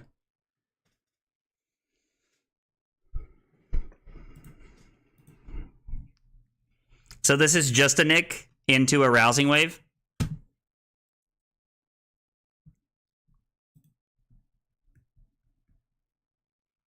So just a Nick makes it 6, a Rousing Wave is 7, and then it gets pumped to 10. So 10 is kind of like the magic number here. If I block with both my cards, they keep their just a Nick and just pass, and then we can hope that their hand is maybe a little bit more awkward next turn. We've seen 2 Codexes. They just pitched a Bonds of Agony. We've only seen 1 Persuasive Prognosis. I mean, there's a Just a Nick gone. There's quite a few cards there's quite a few power cards that they have that are like quote unquote power cards, but they've also only seen 2 Favor Scenes and 2 Sink Belows, and we're like nearing pitch deck. So there's sigils left in their deck. Like they've only seen 1 sigil. They might have pitched 1. I can't remember. Like there's quite a few cards here that we quote unquote have not seen yet. So I'm pretty intrigued to just block 6. You just used the girlfriend fine, didn't you? I did, Dub. I did. I truthfully did. All right. So we're just going to pass, knowing that they probably have just a Nick in their arsenal. So we're going to continue to play the game with that notion in mind. I would love to be able to block with just a Chokeslam here and then go visit Goldmane Estate off of Tunic. No, I'm sorry. We'd pitch Macho Grande to play visit Goldmane Estate and then see what they do after that. It also depends on like what cards they throw at us, what their hand is going to look like. Like they've only played the one Leave No Witnesses, right? Which means they've played one Command and Conquer and one Leave No Witnesses, which means if this hits, we're like in an insanely bad spot. But giving them a Quicken here is also just really bad. We're going to have to try and find a hand where we can try to keep and do a lot of stuff. Maybe it's next hand. Maybe it's just next hand.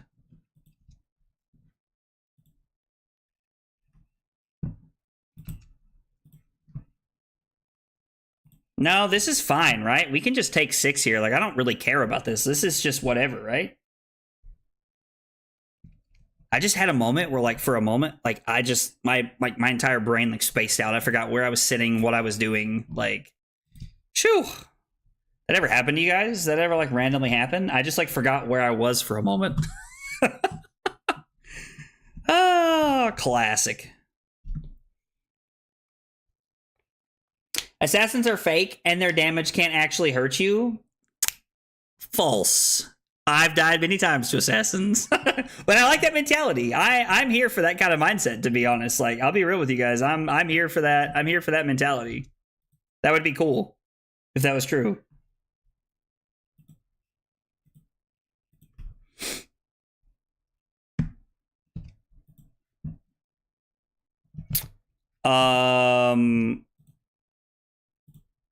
Yeah, like, we're totally just gonna clash again here. That's fine. They put Trounce there, which lets us block with it. I don't really understand why they made that decision there. Disable? Which able, as the kids say? Yeah, he just gave us a Trounce, which I don't really understand, but I'm not gonna complain. They have quite a few cards that they can throw at us here. I am very, very confused as to why they gave us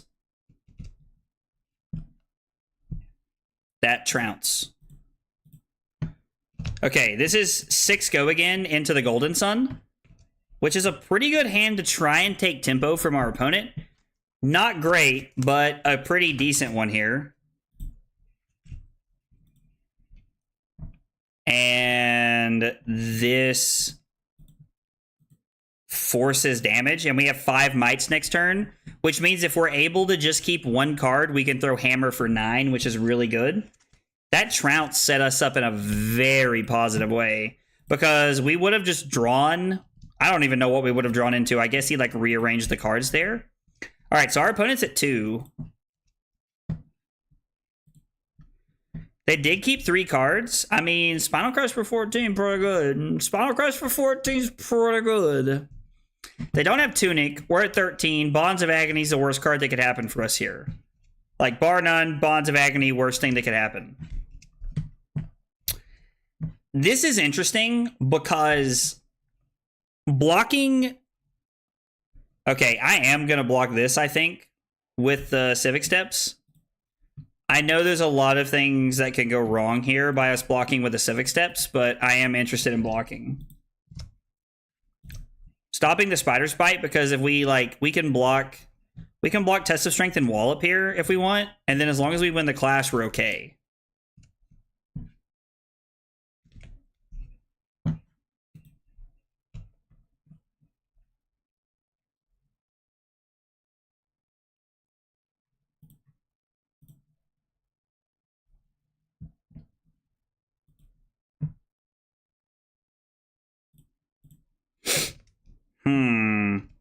So it's interesting because if we okay, so let's think about this for a minute. This is like one of the turns where we have to like really hunker down and focus.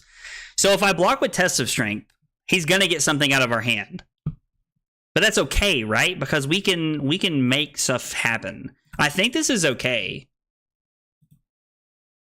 I mean, this does have go again. Man, Macho Grande is just insane. Justin Nick from the Arsenal. He hasn't played his Arsenal yet. Yeah, there's the Justin Nick that we knew about. So this goes to 6. The Fang Strike goes to 7, and then it goes to 10. We take 6. Our opponent gets to banish 2 cards off the top of the deck.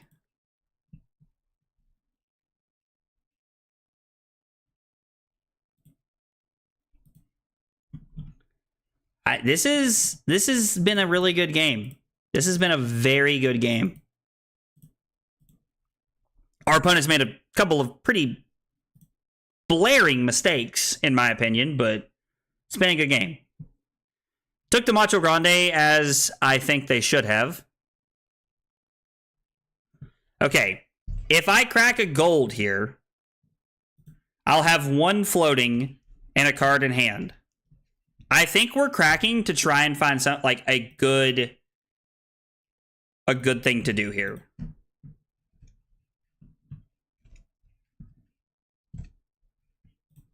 Okay, we're gonna try use Tunic. We're gonna try and use Tunic to have a go again hand here. And that's exactly what we needed to see. So this is 12 go again into E-Strike for 7. And I think we win on the spot. The Macho for 12 would have been insane, but the Spinal Crush for 14 does not end the game, right? Spinal for 14 is 3, 6, 9, 12 from hand, and then 14 like right here. But this, or I think also probably has a D-React in Arsenal, if I'm guessing. Frailty Trap, doesn't matter. Now, so we did get a little greedy with our decision, but I think considering what we had, it was okay. Considering that we had 2 blues and Spinal, we knew that with Tunic up, we were in a safe spot. And then our opponent just said, good game. Yep, they block 3, take 4. Or maybe, I guess they don't have the D-React. What was in their arsenal? It was another Just a Nick. So, that was a good game. I mean, a lot of back and forth. I think our opponent made a couple of mistakes. Putting the Trounce on top. I'm going to be honest, I've never seen that happen. I did not understand how that interaction worked until that very moment. So, I'm not just going to say that, like, our opponent was like wrong for that because I've never seen that come up, but I guess it never says anything about the card not blocking, which is interesting. So the fact that they gave us a trounce at the end of the game did us a lot of value. Like it gave us a lot of value and put us in a really good spot. Yeah. So I don't know. Like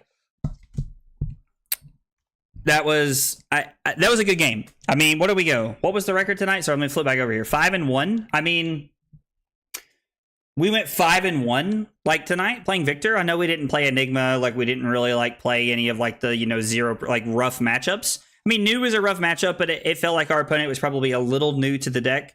They were a new player. I gotta get a soundboard so I can do crickets or something. It's a terrible joke.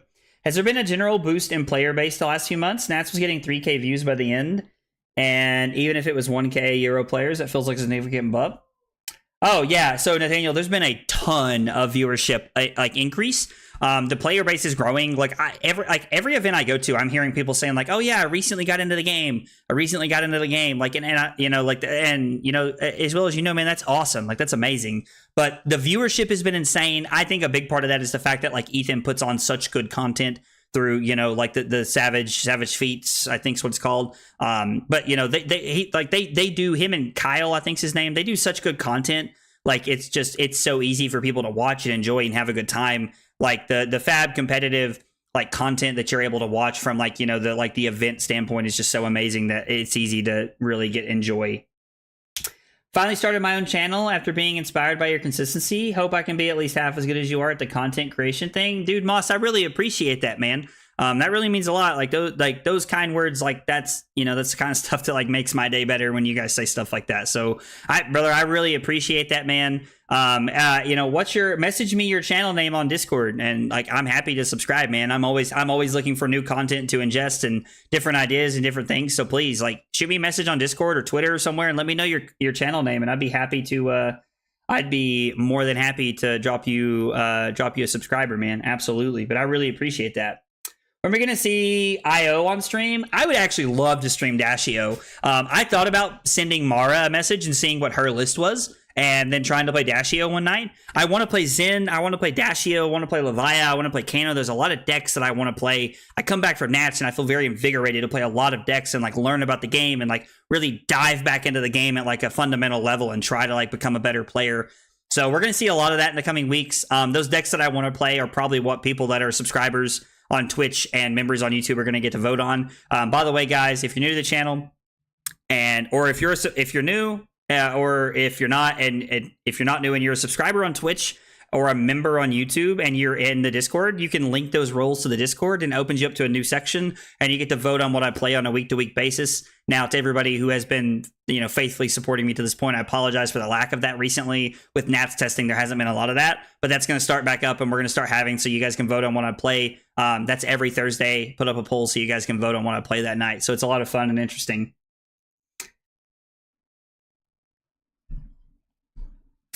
I rewatched our games. I was the victor, and you said you would cut Terra Sunder because of new, and I get it, but I like it into Enigma. Obviously, it's a terrible matchup still, but it can help wards. So that makes sense, Charles. I don't know that the value you get from playing Terra Sunder into Enigma is worth the value you lose against new, because if someone gets to do that to you while they're playing new, it's like backbreaking in the game, probably almost ends on the spot. Like,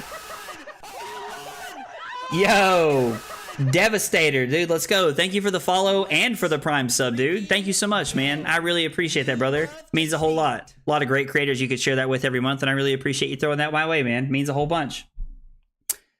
There a deck list for the Rhino that made day 2. Also love the content aggro, dude. Thank you very much, man. I really appreciate that. I do not have the list of the Rhinar deck, but somebody might in the Discord. If you want to join the Discord and ask there, they might. I don't think challenge is supposed to trigger on the intimate inducement. It very well may not be. B-ball fan, it very well may not be. I don't know. Like sometimes Talishar doesn't always get the interactions correct, and that's because they have to change 1,000 lines of code every time something comes out. So that may very well not work. That's a good thing to bring up. I will be sure to ask a judge about that when I'm at my next event. Thank you for pointing that out. That's good to know.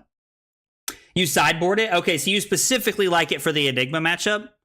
I could see that. You could probably talk me into cutting, like maybe cutting Sink Belows for that. I don't know. It's interesting. I like that thought process, so that's cool. I appreciate you sharing that with me, man. I enjoyed our game. I hope you enjoyed being my. I was the only loss I had tonight was to you, so relish in it, brother. 5-1 tonight. No, I'm just kidding. But it was a good game. Guys, we're gonna call it on the stream tonight. It's already after 10 o'clock. So guys, I appreciate you being here. Appreciate you hanging out during story time where we talked about nationals. If you missed it, you can always go back and watch the beginning. It's like the first 20 to 25 minutes of the stream where we review the decks for nationals and we talked about my weekend and kind of how things went. There will be a stream tomorrow night. We're probably going to be playing Evan Herndon's Zen list. It's probably what I'm looking at. Not 100% on that, but that's probably what we're going to be playing tomorrow. I want to see his list and kind of how it feels. It's more Tigers based and like centric. So I'm curious to see how that feels versus some of the other Zen lists that I played kind of leading up to nationals. So thanks for hanging out, guys. Thanks for hanging out, guys. I hope you all have a good night, and I'll see you guys tomorrow. Take it easy, guys.